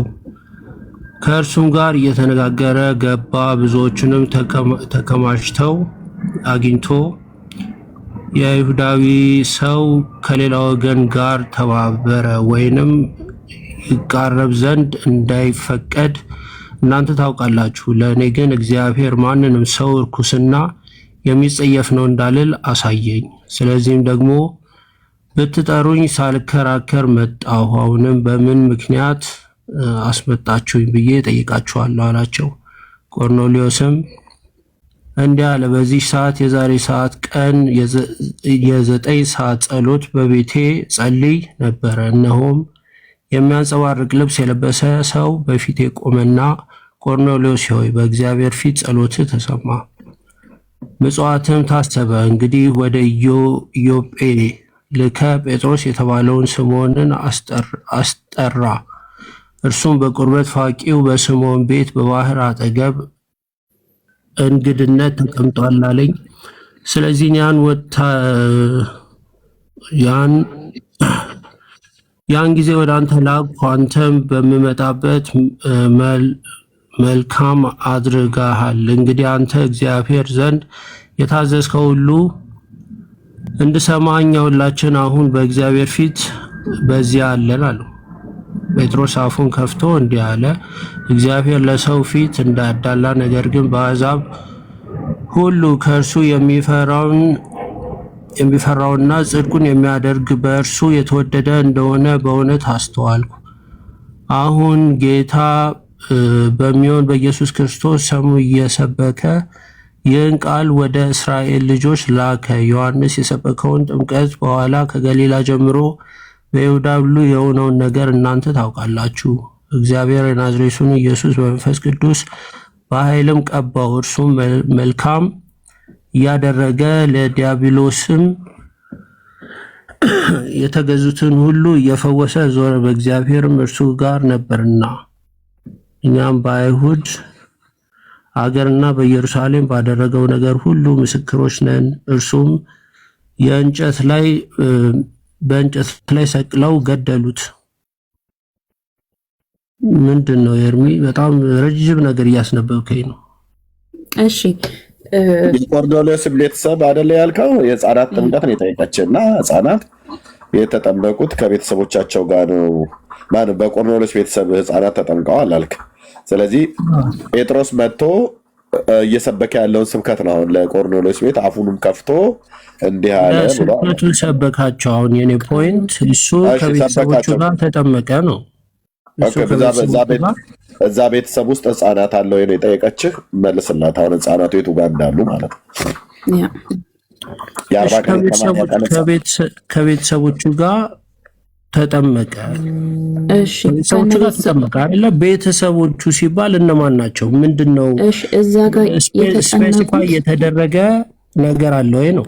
እዛ ጋር የተጠመቁት ቃሉን የሰሙ ናቸው ያልሰሙ ናቸው? ወጆ ከነ ቤተሰቦቹ ነው የሚለው። አሁን ከነ ቤተሰቦቹ ማለት ያልሰሙ ናቸው። እሺ ህፃናት በቃ አይጠመቁ የሚል ህፃናት የሰሙ ናቸው ወይስ ያልሰሙ ናቸው? ጆ መሲው አክቹሊ እንትን አታድርጊው። ድርቅ ያለ ሳይሆን ለዲስከሽን ነው። ዲስከስ ለማድረግ የሰሙ ናቸው ያልሰሙ ናቸው እዛ ጋር የተጠመቁት?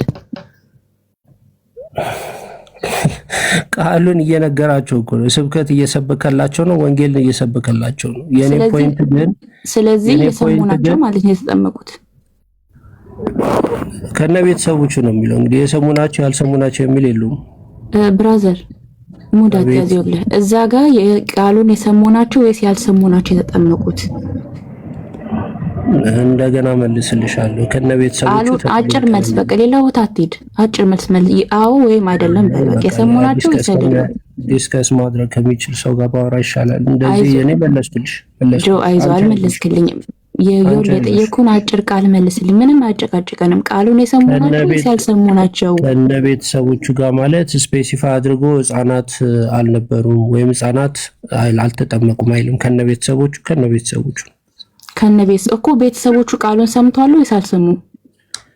ቃሉን የሰሙት አሉ፣ መስማት የሚችሉ ታላላቆች። ከነ ቤተሰቦቹ ሲባል ግን ስፔሲፋይ አልተደረገም። እሺ አንቺ ህፃናት አይጠመቁ ወይ? ቆይ አንዴ፣ ቆይ መቼ ጨረስን ነው ወደሚመጣው? ቆይ ተረጋጋጆ፣ ይሰማሃል ብራዘር? ስለዚህ እዛ ጋር የተጠመቁት ቃሉን የሰሙ ናቸው አይደለ? አንተ ምን ሰምተህ ነው የተጠመቀው? ሚዩትን አንሳና መልስልኝ። እሺ አሁንም ልድገመው። እኛ ኦርቶዶክሳውያን መሲ የሰማሽ ነው አይደል?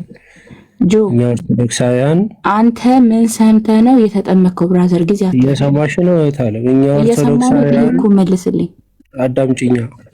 እኛ ኦርቶዶክሳውያን ህፃናት ወደ እኔ መጡ ዘንድ አትከልክሏቸው ስለሚል እኔ ልጄን ወስጄ አስጠምቀዋለሁ። እኔ በማውቀው እውነት ልጅህ የምታስጠምቀው ልጅህ ምን ስላወቀ ነው ብራዘር? ምንም ማወቅ አይጠበቅበትም። ምን ያባፋ? እሺ ይሄ ከከበደ እንለፈው። ሌላ ጥያቄ። ምንም አልከበደም። የሚከብድ ነገር ስታብጪ እነግርሻለሁ። በቃ መልስ ስለሌለ ስለ ጥምቀቱ እንለፈው። የሚከብድ ነገር ስታብጪ እነግርሻለሁ። ችግር የለም። የዳንከው በእምነት ነው አይደለ? የዳንኩት ኢየሱስ ክርስቶስን አምኜ ትእዛዙን በመፈጸም ነው። የዳንከው በእምነት ነው። ምን ሰምተን የዳንከው? ጆ አምኜ ትእዛዙን በመፈጸም ነው። ምን አመንክ? እስቲ ለምሳሌ ምን አመንክ? ኢየሱስ ክርስቶስ አዳኝና ጌታዬ እንደሆነ፣ በመስቀል ላይ ለኃጢአቴ እንደሞተ፣ የዕዳ ደብዳቤን እንደቀደደልኝ ይህንን አምኜ ይህንን አምናለሁ። እሺ ይሄንን ታምናለህ? እሺ አሁን ይሄንን አምነህ እንደ ኤግዛምፕል አሁን ብትሞት የዘላለም ህይወት ታገኛለህ?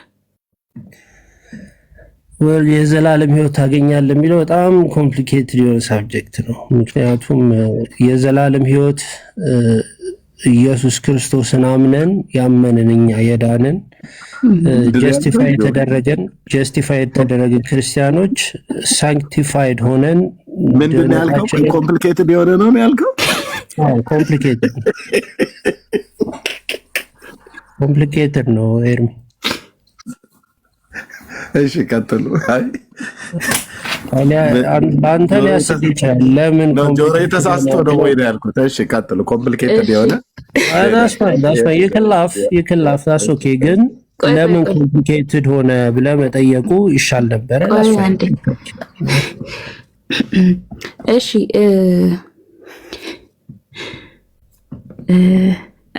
የጠየቅኩን ጥያቄ በግልጽና በአጭር አማርኛ እንድትመልስልኝ ነው የምፈልገው። ጆ አሁን አያርገውና ብትሞት የዘላለምን ህይወት ታገኛለህ ወይ ነው? አይ አላገኝም ወይ ያገኛለሁ ብለህ መልስልኝ። ይሄ እኛ ጀጅ አይደለንም። እኔ ጀጅ አይደለሁም። እኔ ፈራጅ ያመነ ሰው እኮ እግዚአብሔር ነው። ድነሃል አይደለ? ድኛለሁ ብለህ ስላልክ ያው አልመለስክልኝም። የዳነ ሰው ደግሞ ያው ቢሞት የዘላለምን ህይወት ይወርሳል አይደለ? አሁን አንተ ብትሞት መጀመሪያ ታለም ይሄን ጥያቄ ከመጠየቅሽ በፊት የጻፍሽውን ርዕስ መጀመሪያ ለራስሽ ይግባሽ። አይቼዋለሁ ስላየሁት እኮ ነው የጠየኩ ያለሁት። እኔ እንደውም ይኸውልህ ሙሉውን አይደለም የጠየኩ፣ እያንዳንዱን ድነናል የሚለውን ጠየኩ፣ አልመለስክልኝም። እየዳንን የሚለው ጋር ሊገባ ነው። ኧረ ተረጋጊ በፈጠረሽ። አንቺ መጀመሪያ ርዕስሽን ማንበብና መረዳት አለብሽ። ያስቀመጥሽው ርዕስ ድነናል፣ እየዳንን ነው፣ እንድናለን ስትሉ ምን እያላችሁ ነው? ድነናል ስትሉ ምን እያላችሁ ነው? እንድናለን ስትሉ ምን እያላችሁ ነው? መጨረሻው ድህነት ምንድን ነው ብለሽ መጠየቅ ሲገባሽ አይዞህ አንተ አይደለም ድናል አውድኛለሁ አንተ አይደለም እና አሁን ብትሞት መንግስተ ሰማያትን ትወርሳለህ ወይ? እንደዚህ አይደለም መጠየቅ። እኔ የዳንኩ ነው ብዬ ገና ፕሮሰስ ያለኝ ሰው ነኝ እኮ ገና እዚህ ያልዳነ ሰው ነው። እሺ እስካሁን ምንም የመለስክልኝ መልስ የለም። መልስ እንደሌለ እያወቅኩ ነው ለእኔ እየመለስሽልኝ ነው። አንቺ ያልዳንክ ነህ እያልሽ ለእኔ እየመለስሽልኝ። አዎ አልዳንክም። አንቺ እኮ መጠየቅ ነው ያለብሽ። እኔ እምነቴን እነግርሽና አልዳንክም ብዬ ነው እኔ ካንተ ጋር እያወራለሁ። ታለም እኔ የመዳን ፕሪንሲፕል እነግርሽና አንቺ ያንተ ድርሻ ነው። አልገባሽም? ያለሽ አንድም ጥቅስ አልሰጠኸኝም ስለመዳነ። እኔ ፕሪንሲፕሌን እነግርሽና እኔ ይሄንን ነው ማምነው ብዬ የኔን ፕሪንሲፕል እነግርሽና አንቺ እንዴት ነው እንደዛ የሚሆነው ብለሽ ነው መጠየቅ ያለብሽ እንጂ ለኔ ይኸውልህ ጭቅጭቅ አናርገው። እዚህ ጋር ብዙ ድኛለሁ ስትል ከምንድን ነው የዳንከው አልሽኝ አይደለም? ከዘላለም ቅጣት ድኛለሁ። በጣም ጥሩ። በምን ዳንክ? ኢየሱስ ክርስቶስን በማመን በመስቀል ላይ የተሰራልኝን ስራ በማመን እኮ መቼ ነው ያመንከው? መቼ ነው ዳንከው ብዬ እኮ ጠይቄሃለሁ አይደል? ልጁ ጠይቄሃለሁ አይደል? መቼ ዳንክ ብዬ አልጠየቁ? አልመለስክልኝም ብራዘር። መለስኩልሽ እኔ እሺ መቼ ነው ዳንከው? መቼ ነው ዳንከው? አምኜ ስጠመቅ። ምን አመንክ? ምን አምነህ ተጠመቅከው? እሱንም እኮ መለስኩልሽ። ጆሮሽ እሺ መልስልኝ፣ ለህዝቡ ግልጽ እንዲሆን፣ ለህዝቡ ግልጽ እንዲሆን፣ ለሚሰማን ሰው ግልጽ እንዲሆን ምን አምነህ ዳንክ? ለህዝቡ ግልጽ እንዲሆን አንድ ጊዜ ሚውት አድርግልኝና የኔን እምነት ልናገር። እየቀጠልክ መልስ። አላረጉም። ቀጥል። አትፍሪ። ኦኬ እኔ ሚውት አድርጊና አንድ ጊዜ የኔን ሐሳብ ልናገር። ብራዘር ቀጥል ወደ መልስ። እሺ እኛ ኦርቶዶክሳውያን ነን። እዚህ ለማታውቁ ኦርቶዶክስ ተዋህዶ ነን። እኛ በክርስቲያንነታችን ብራዘር ምን አምነህ ነው ዳንከው እያልኩ ነው። እሱ ነው የምመልሰው። እሺ ሌላ ተተተተተ you're not ready ለመስማት ሬዲ ስላልሆንሽ ቀጥል። ፖለቲካን ተውና ምን አምነህ እንደ ዳንክ ባጭሩ መልስልን። አንተ ምን አምነህ ነው ዳንከው? you're not ready to listen.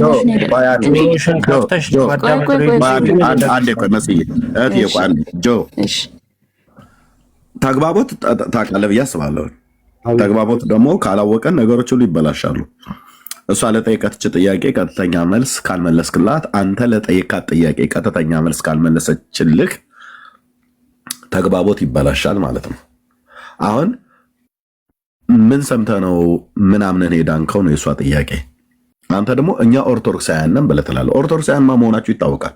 እምነትህ ምንድነው ብላ ጠይቃ ኦርቶዶክስ ነኝ ብለህ እኔም ስለማውቅ እዚሁ ሚዲያ ላይ ማለት ነው ኦርቶዶክስ መሆን ይታወቃል። ከዛ ይልቅ የእግዚአብሔር ቃልን መሰረት ያደረገ አምኜ ድኜበታለሁ ብለህ የምትለው ግራውንድ የሆነ የመጽሐፍ ቅዱስ ክፍል ካለ እሱን ጠቅሰህ በተናግራት እንደዛ ቢሆን ነው የሚሻለው እና ተደማምጣችሁ ብታወሩ መልካም ነው።